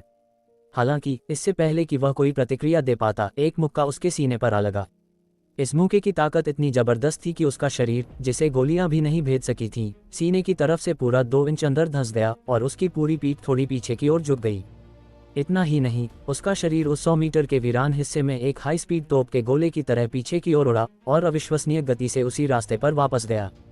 छठा बड़ा पेड़, जिसने पहले उसे रोका था, इस बार नहीं बच पाया और दरिंदे के टकराते ही आसानी से टूट गया और फिर ऐसा लगा जैसे उसकी गति में कोई कमी नहीं आई और वह लगातार दूर उड़ता चला गया। रास्ते में जो भी पेड़ उसके रास्ते में आए, वे उसकी टक्कर से बिना किसी रुकावट के तुरंत टूट गए। रोशनी पाटिल हालांकि हाथ पर हाथ धरे नहीं बैठी थीं। ये देखकर कि उनकी पर्वत भंजन ताकत दरिंदे को घायल तो कर सकती है, लेकिन बहुत ज्यादा नहीं, उन्होंने अब इस बात की चिंता नहीं की कि उनका शरीर पर्वत भंजन स्तर के शारीरिक भार को झेल पाएगा या नहीं। इसके बजाय उन्होंने जबरदस्ती अपने मौजूदा स्तर को बनाए रखा, अपने नाजुक पैरों से जमीन पर हल्का दबाव डाला और भी तेज गति से दरिंदे का पीछा किया। फिर अपनी मुट्ठी उठाई और दरिंदे के सीने पर जोरदार वार किया। उनके हर मुक्के से दरिंदे का सीना और अंदर धंसता गया और उसका शरीर और भी तेज गति से पीछे हटता गया। नतीजतन वह दरिंदा, जो पहले पेड़ों से टकराकर धीमा हो सकता था, न केवल धीमा नहीं हुआ बल्कि बार बार तेज होता गया, जब तक कि रोशनी पाटिल का 9वां मुक्का नहीं लगा। उसके बाद दरिंदे के पीछे हटने की गति इतनी तेज हो गई कि रोशनी पाटिल साथ नहीं रख पाई, इसलिए वह आखिरकार रुक गईं, पास के एक बड़े पेड़ का सहारा लिया और हौंफने लगीं। जब आखिरी मुक्का लगा तो उन्होंने साफ देखा कि दरिंदे का सीना पूरी तरह अंदर धंस चुका था और मुट्ठी के आकार का गहरा गड्ढा बन गया था। इसलिए उनका मानना था कि चाहे दरिंदे की जीवन शक्ति कितनी भी जबरदस्त क्यों न हो, उनकी इतनी गंभीर चोट के बाद उसका अंत निश्चित था। और वह दरिंदा लगभग 100 गज पीछे उड़ने के बाद रास्ते में न जाने कितने बड़े पेड़ों को तोड़ते हुए आखिरकार जमीन पर गिरा, कई बार लुढ़का और फिर बेसुध पड़ा रहा। रोशनी पाटिल जोर जोर से हौंफ रही थी और पूरे 30 सेकंड तक दरिंदे को टकटकी लगाकर देखती रहीं और जब ये पक्का हो गया कि दरिंदा हिल नहीं रहा है, तब जाकर उनके पैरों ने जवाब दे दिया और वह जमीन पर बैठ गईं, मुंह खोलकर सांस लेने लगीं। इस वक्त वह पसीने से तरबतर थीं। साफ था कि वे 9 मुके रोशनी पाटिल की हद थे। उन्हें जो झटका लगा था वह दरिंदे को हुए नुकसान से कम नहीं था। अगर दरिंदा इस वक्त अचानक फिर से हमला कर देता तो उनके पास सचमुच बैठकर मौत का इंतजार करने के अलावा कोई चारा नहीं होता। इसलिए वह जुआ खेल रही थी, ये जुआ कि उनकी मुट्ठी, जो पहाड़ को चकनाचूर कर सकती है, उस दरिंदे को मार ही डालेगी। और तो और पूरे 9 मुके। अगर इतने हमले के बाद भी दरिंदा नहीं मरा, नामुमकिन, दरिंदे का मरना तय है। आखिरकार एक परम महागुरु भी अगर उन 9 मुक्कों को सीधे झेलता तो शायद गंभीर रूप से घायल हो जाता या मारा जाता, फिर एक मामूली ज़ोंबी की क्या बिसात। इसके अलावा दरिंदे ने आधे मिनट से ज़्यादा समय से कोई हरकत नहीं की थी। अगर वह मरा नहीं था तो क्या था? बेशक ये भी एक कारण था कि पर्वत भंजन स्तर के उनके लिए बहुत सारे साइड इफ़ेक्ट्स थे। सुरक्षित रहने के लिए उन्होंने शुरू में इसका इस्तेमाल करने की जल्दबाजी नहीं की थी। नीचे बैठने के बाद रोशनी पाटिल ने कोई फालतू हरकत नहीं की। भले ही उनका गला आग की तरह जल रहा था, उन्होंने उसे शांत करने के लिए पानी नहीं पिया। इसके बजाय उन्होंने तुरंत अपने शरीर के भीतर विशेष साधना तकनीक को घुमाना शुरू कर दिया, इस उम्मीद में कि वह जल्दी ठीक हो जाएंगी। लेकिन जैसे ही उन्होंने अपनी साधना तकनीक शुरू की, इससे पहले कि उन्हें अपनी शारीरिक ताकत बहाल करने का मौका मिलता, 100 गज दूर पड़ा दरिंदा बिना किसी चेतावनी के अचानक खड़ा हो गया। ये देखकर रोशनी पाटिल की पुतलियां अचानक फैल गईं और वह चीखने से नहीं रोक पाईं। ये कैसे मुमकिन है? वह उसके बाद भी नहीं मरा। दरिंदे को तेजी से अपनी ओर आते देख रोशनी पाटिल आखिरकार घबराने लगी, क्योंकि इस वक्त वह दरिंदे का मुकाबला करने के लिए रत्ती भर भी ताकत नहीं जुटा पा रही थी। धीरे धीरे पास आते ज़ोंबी को देखकर रोशनी पाटिल को अनायास ही देवांश की वह चेतावनी याद आ गई कि पहाड़ों में मत जाना। मैंने तो उसका मजाक भी उड़ाया था कि उसे मेरे तरीकों का पता नहीं है, और सोचा था कि इस दरिंदे को मारने के बाद इसका सिर लाकर उसके मुंह पर मारूंगी। लेकिन किसे पता था, अंत में असली तमाशा तो मेरा ही बन गया। रोशनी पाटिल ने एक कड़वी मुस्कान के साथ सिर हिलाया। उनका चेहरा पीड़ा से भरा था। ज़ोंबी की धीरे धीरे पास आती आकृति को देखकर रोशनी पाटिल ने आखिरकार आह भरी और अफसोस जताया, हे भगवान, अगर पता होता कि अंजाम ये होगा तो मुझे उस वक्त उसकी सलाह मान लेनी चाहिए थी। बोलने के बाद उनके विचार भटकने लगे। ना जाने कैंप के लोगों के चेहरे पर क्या भाव होंगे जब वे मेरी लाश ढूंढेंगे। खासकर देवांश, मुझे नहीं पता कि मेरी दर्दनाक मौत देखकर वह ताना मारेगा या मजाक उड़ाएगा। ये कहते हुए, मैंने कहा था ना कि पहाड़ में मत जाना, लेकिन तुमने सुनी नहीं, अब देख लो क्या हुआ। जैसी करनी वैसी भरनी। जैसे ही उन्होंने ये सोचा, दरिंदा उनके सामने आ चुका था और उनकी नज़रों के सामने उसने अपनी मुट्ठी उठाई और पूरी ताकत से उनके सिर की ओर दे मारी। उस शक्तिशाली भारी मुक्के को देखकर रोशनी पाटिल ने सोचा कि वह इससे निश्चित रूप से मर जाएंगी। लेकिन जैसे ही मुक्का उनके सिर पर लगने वाला था, उनके पीछे अचानक एक हल्की सुनहरी रोशनी कौंधी, जिसने वास्तव में दरिंदे के गिरते हुए मुक्के को मजबूती से रोक दिया। यह क्या हो रहा है? सुनहरी रोशनी देखकर रोशनी पाटिल हक्की बक्की रह गईं। उन्हें याद नहीं था कि उनके आश्रम ने कभी उन्हें कोई सुरक्षा कवच दिया था, न ही उन्हें याद था कि उन्होंने कभी कोई ऐसी साधना तकनीक सीखी थी। अगर ऐसा है तो यह चीज़ कहाँ से आई? न केवल वह हैरान थी, बल्कि दरिंदा भी सन रह गया था। एक मुक्का मारने के बाद उसने न चाहते हुए भी कई और मुक्के मारे, केवल यह पाने के लिए कि चाहे वह कितनी भी ताकत लगा ले, वह उस हल्की सुनहरी रोशनी को तोड़ नहीं पा रहा था।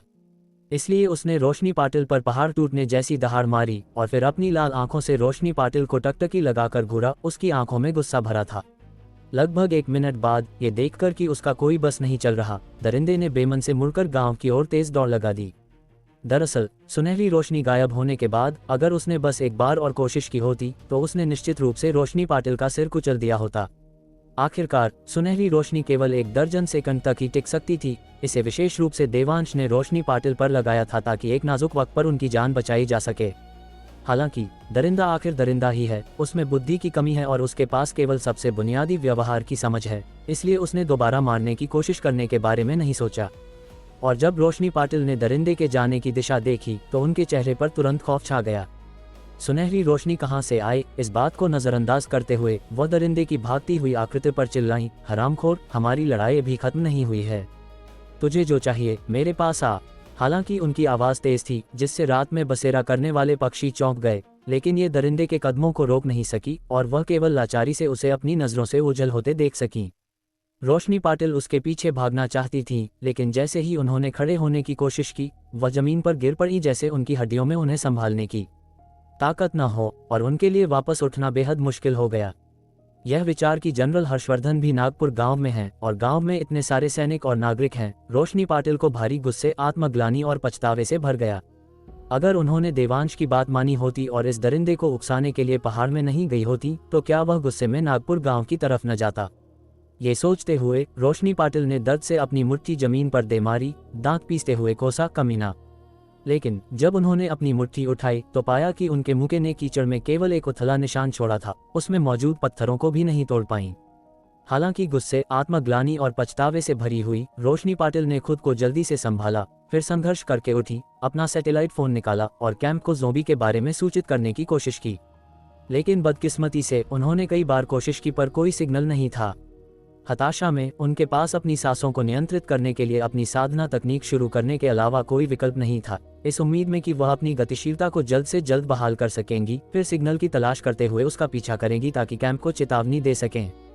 काली रात में रोशनी पाटिल अपनी साधना तकनीक घुमाते हुए और अपनी सांसों को नियंत्रित करते हुए चिंता में डूबी हुई थीं। अध्याय 530 किस्मत का धनी। गांव के पीछे के ऊंचे पहाड़ों की तुलना में नागपुर गांव में रात काफी जल्दी हो जाती है। इस समय गांव हजारों रोशनियों से जगमगा रहा था और हर घर में लोग अपने घरों में जमा थे, अंगीठी के चारों ओर टीवी देख रहे थे, गपशप कर रहे थे, शांति और सुकून का नजारा पेश कर रहे थे। लेकिन लोगों का एक समूह ऐसा भी था जो 2 मर्सिडीज बेंज कारों में सवार होकर कस्बे से गांव तक हंसी और खुशी लेकर आ रहा था। ये 2 मर्सिडीज बेंज कारें, एक मर्सिडीज बेंज GLE और दूसरी G wagon, Tushar Yadav, lucky Taneja और उनके ग्रुप को और देवांश के 6 लोगों के परिवार को ले जा रही थीं, जो कायदे से देखा जाए तो ओवरलोड था, लेकिन देहात में कोई ऐसी बातों की परवाह नहीं करता। और नन्ही पीहू तो बस 3 साल की बच्ची थी, इसलिए वह जी वैगन का वजन नहीं बढ़ाएगी। उन्होंने अभी कस्बे के एक रेस्टोरेंट में डिनर खत्म किया था और अब देवांश के घर जा रहे थे। कस्बे में डिनर के लिए जाने का कारण ये था कि देवांश को लगा कि उसकी माँ इतने सारे लोगों के लिए खाना बनाते बनाते बहुत थक रही हैं, इसलिए उसने बस सबको 2 कारों में कस्बे में खाने के लिए चलने को कहा ताकि सभी को आराम मिल सके। लक्ष्मी ठाकुर ने शुरू में मना कर दिया, ये सोचकर कि यह बहुत खर्चीला होगा, लेकिन देवांश ने बस अपना फोन हिलाया और पूछा, क्या आप भूल गई कि मेरे पास अभी भी कितनी बचत है? उसके बाद लक्ष्मी ठाकुर ने तुरंत अपना एप्रन उतार दिया। डिनर के दौरान एक छोटी सी घटना हुई। जब वे ऑर्डर देने के लिए बैठे तो रणवीर गिल और उसका ग्रुप भी रेस्टोरेंट में दाखिल हुआ, लेकिन देवांश और उसके ग्रुप को देखते ही वे तुरंत मुड़े और बिना एक शब्द बोले चले गए। उस समय सिया और दीपिका ठाकुर नन्ही पीहू को वॉशरूम ले जा रही थी, इसलिए रणवीर गिल और उसके ग्रुप ने इन 2 बड़ी सुंदरियों को नहीं देखा, वरना उनकी नजरें उन पर जरूर चिपक जाती।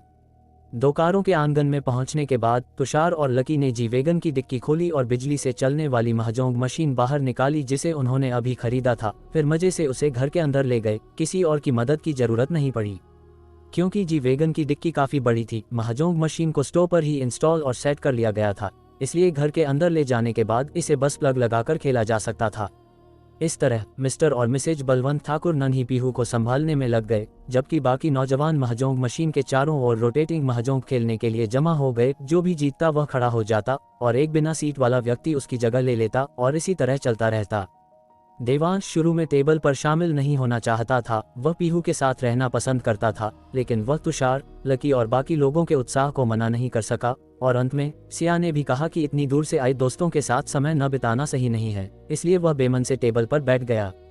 मूल रूप से 8 नौजवानों के साथ वे आसानी से 2 टेबल लगा सकते थे, लेकिन उन सभी ने एकमत होकर महसूस किया कि 2 टेबल बहुत बिखरे हुए होंगे और उनमें बातचीत की कमी होगी, इसलिए उन्होंने केवल एक महजोंग मशीन खरीदी और हर कोई बारी बारी से टेबल पर आया, जिससे यह और भी दिलचस्प हो गया। और वास्तव में ऐसा ही था, 4 लोग बैठे थे और 4 लोग पास में खड़े या बैठे थे, तरबूज के बीज और फलों की अनलिमिटेड सप्लाई के साथ टेबल की स्थिति देख रहे थे और खूब मजे कर रहे थे। तुषार और लकी ने तो उनके महजोंग खेल का वीडियो भी बनाया और देवस ग्रुप में पोस्ट कर दिया, जिससे सायरा सालियान को काफी जलन हुई और उसकी इच्छा हुई कि काश वह अभी हुजूर से उड़कर उनकी महजोंग की लड़ाई में शामिल हो पाती। हालांकि निर्मल जल की लोकप्रियता के साथ उसे अब लगातार आमंत्रित किया जा रहा था और वसंत उत्सव की छुट्टियों के दौरान भी वह बेहद व्यस्त थी और उसके पास आने और खेलने का समय नहीं था। लेकिन उसने ग्रुप में कहा कि वह भी एक महजोंग मशीन खरीदेगी और अपने घर में रखेगी और जब भी वे हुजूर खेलने आएंगे वह उन्हें अपने घर ले जाएगी महजोंग खेलने के लिए। इस विचार को ग्रुप में सभी की ओर से खूब वाहवाही मिली, जिन्होंने सायरा सालियान को इतिहास की सबसे जमीन से जुड़ी नेशनल लिटिल क्वीन बताया। वेदिका जेठमलानी को शुरू में खेलना नहीं आता था, लेकिन तुषार और लकी के धैर्यपूर्वक सिखाने से वह जल्दी ही सीख गई और उसकी किस्मत असाधारण रूप से अच्छी थी। हर बार जब वह टेबल पर बैठती तो जल्दी ही जीतकर खड़ी हो जाती। दूसरी ओर देवांश की किस्मत इतनी खराब थी कि जब से उसकी टेबल पर बैठने की बारी आई वह एक बार भी खड़ा नहीं हुआ था। और अजीब बात यह थी कि हर बार जब वह जीतने से एक टाइल दूर होता तो कोई और तुरंत जीत जाता बिना किसी अपवाद के। दीपिका ठाकुर को इस बुरी नज़र पर विश्वास नहीं था, इसलिए वह देखने में मदद करने के लिए गई और 4 राउंड के बाद दीपिका का सब्र का बांध टूटने ही वाला था। इस लड़के को खेलना नहीं आता ऐसा नहीं है, इसकी जुए की किस्मत ही बहुत खराब है। जो भी यह पाने की कोशिश करता है वह आ जाता है। अगर मैं होती तो अब तक टेबल पलट चुकी होती, लेकिन यह महान है, चट्टान की तरह बैठा है, इसका मानसिक संतुलन बेहतरीन है। देवांश ने यह सुना और हंसा, इसीलिए मैं सिर्फ तुम लोगों के साथ खेलता हूँ। बाहर, मैं दोबारा कभी किसी जुए के औजार को हाथ नहीं लगाऊंगा। वहां मौजूद हर कोई जानता था कि देवांश को 2 साल पहले जुए की लत लग गई थी और अब उसका हृदय परिवर्तन देखकर वे सभी बहुत खुश थे और महजों टेबल का माहौल और भी सुकून भरा और खुश मिजाज हो गया। खासकर सिया, देवांश के हाव भाव को इतना स्थिर देखकर एक भी हाथ न जीतने के बावजूद उसने गुप्त रूप से राहत की सांस ली, ये सोचकर कि देवांश ने सचमुच अपनी पुरानी बुरी आदतों से छुटकारा पा लिया है। इसके लिए उसे बहुत तसल्ली मिली। इसलिए जब वह एक और हाथ जीतकर खड़ी हुई तो उसने देवांश के बगल में बैठने के लिए एक कुर्सी खिसकाई, अनोखे रूप से उसे नकारते हुए नहीं, बल्कि आने वाले खेल का सामना करने के लिए उसके साथ शामिल होते हुए। लेकिन साफ तौर पर सिया ने अपनी किस्मत को बहुत ज्यादा और देवांश की किस्मत को कम करके आंका। पूरे 4 राउंड तक जब भी सिया की टेबल पर बैठने की बारी आई, देवांश फिर भी एक भी हाथ नहीं जीत सका। और ठीक जैसा दीपिका ने कहा था, जब तक वह जीतने से एक टाइल दूर रहता, कोई और निश्चित रूप से जीत जाता, बिना किसी अपवाद के। इसलिए खेल शुरू होने के 1 घंटे से भी कम समय में देवांश ने खुशी खुशी किस्मत का धनी का खिताब हासिल कर लिया और पूरे घर में किसी ने भी इस पर आपत्ति नहीं जताई। यहाँ तक कि नन्ही पीहू हाथ में गुब्बारा हिलाते हुए पास में कूदी और नाची, दोनों हाथ उठाकर समर्थन किया। देवांश ने सबके मुस्कुराते चेहरों को देखा और पहली बार महसूस किया कि पैसे हारना भी एक बहुत खुशी की बात हो सकती है। खासकर जब उसने अपने आसपास अपने सभी रिश्तेदारों और दोस्तों को देखा जो सभी खुशी से झूम रहे थे, उसके चेहरे पर खुशी साफ झलक रही थी। कौन सा अमर सम्राट इस नज़ारे की बराबरी कर सकता है? लेकिन देवांश के खुश चेहरे के नीचे उसके अपने विचार छिपे थे। आखिरकार अगर उसके जीतने से एक टाइल दूर होने के तुरंत बाद दूसरे जीत जाते हैं तो इसे 1 या 2 बार संयोग समझा जा सकता है, लेकिन अगर यह हर बार होता है तो ये सोचने वाली बात है। वह स्वाभाविक रूप से मानता था कि ताश की मेज पर मौजूद लोग उसे धोखा नहीं देंगे, इसलिए एकमात्र संभावना ये थी कि जिस व्यक्ति ने उसके स्वभाव में भारी बदलाव किया था, उसने उसके साथ छेड़छाड़ की थी। इसलिए जब देवांश अभी महजोंक खेल रहा था तो वह अपनी खुद की स्थिति का आत्मनिरीक्षण कर रहा था, किसी भी असामान्यता को खोजने की कोशिश कर रहा था। लेकिन आधे घंटे से ज्यादा समय तक निरीक्षण करने के बाद उसे अपने शरीर में कुछ भी असामान्य नहीं मिला। यह इंगित करता है कि या तो विरोधी की साधना उससे कहीं बेहतर थी, उस हद तक जहां वह इसे बिल्कुल भी पता नहीं लगा सकता था, या विरोधी ने उसके शरीर के साथ बिल्कुल भी छेड़छाड़ नहीं की थी, बल्कि उसकी कुछ किस्मत को जबरदस्ती बदल दिया था। उदाहरण के लिए जुए की किस्मत। ये भी समझा सकता है कि क्यों पिछले 2 सालों में वह जब भी जुआ खेला हर बार हारा, एक बार भी नहीं जीता। इसके अलावा देवांश ने यह भी खोज निकाला कि विरोधी का बदलाव बहुत सावधान था, या यूं कहें कि विरोधी की ताकत बहुत सीमित थी, क्योंकि जब तक वह कुछ तरीकों का इस्तेमाल करता, वह तुरंत उस बुरी किस्मत को तोड़ सकता था। समय और स्थान को पलटने के बाद बब्बन भाई की जगह से उसका कई लाख जीतना इसका सबसे अच्छा सबूत था। हालांकि देवांश अब अपने तरीकों का इस्तेमाल करके उस पर थोपी गई बुरी किस्मत को जबरदस्ती जला सकता था, लेकिन देवांश की फिलहाल ऐसा करने की योजना नहीं थी। सबसे पहले ये बुरी किस्मत केवल उसके ताश खेलने को प्रभावित करती थी और अन्य पहलुओं को प्रभावित नहीं करती थी, इसलिए यह उसके लिए न के बराबर थी। दूसरे, इस बुरी किस्मत को बनाए रखने से उसकी साधना के और आगे बढ़ने के बाद वह शायद सुरागों का पीछा कर सके और सफलतापूर्वक उस व्यक्ति के ठिकाने को ढूंढ सके जिसने ये बुरी किस्मत डाली थी। इन 2 बिंदुओं को समझने के बाद देवांश ने इसके बारे में सोचना बंद कर दिया और उनका किस्मत का धनी बना रहा। लेकिन जल्द ही देवांश का दिल अचानक धड़का और उसकी भौहें थोड़ा सिकुड़ने से नहीं रह सकीं। शरीर रक्षक ताबीज टूट गया है, देवांश ने मन ही मन सोचा। मुझे उम्मीद नहीं थी कि वह उसे पहाड़ों में भी ढूंढ निकालेगी। देवांश को चिंता थी कि रोशनी पाटिल मुसीबत में हो सकती हैं, इसलिए उसने सूक्ष्म रूप से उनके ठिकाने को महसूस किया और फिर पाया कि वह जंगल में इतनी गहराई में चली गई थी कि उस ज़ोंबी की गति से भी शायद वहां दौड़ने में 5 या 6 घंटे लगेंगे। गनीमत है, वह अभी भी चल फिर सकती हैं और उनकी गति सामान्य है। ऐसा नहीं लग रहा कि वह जान बचाकर भाग रही हैं, जिसका मतलब है कि वह फिलहाल सुरक्षित होनी चाहिए और उनकी यात्रा की दिशा गांव की ओर है। क्या ये कठिनाई के सामने हार मानना है? देवांश को यह अनुचित नहीं लगा, इसके बजाय उसे लगा कि रोशनी पाटिल बहुत समझदार हैं। आखिरकार अगर कोई ऐसे विरोधी के खिलाफ जान की बाजी लगाकर लड़ता रहे जिसे वह हरा नहीं सकता, तो वह बहादुरी नहीं बल्कि बेवकूफ़ी है। केवल अपनी जान सुरक्षित करके ही पासा पलटने का मौका मिलता है, वरना अगर कोई मर गया तो कुछ भी नहीं बचता। ये जानकर कि रोशनी पाटिल ठीक हैं, देवांश ने उन पर ध्यान देना बंद कर दिया और अपने रिश्तेदारों और दोस्तों के साथ खुशी खुशी महजोंक खेलने पर ध्यान केंद्रित किया। उस रात नागपुर गांव में कई घरों में महजोंक खेला जा रहा था और काफी नौजवान लड़के लड़कियां पोकर खेल रहे थे, बिल्कुल महेश पाटिल के घर की तरह, जहां एक बदमाश जोड़ा अवैध गतिविधियों में लगा हुआ था।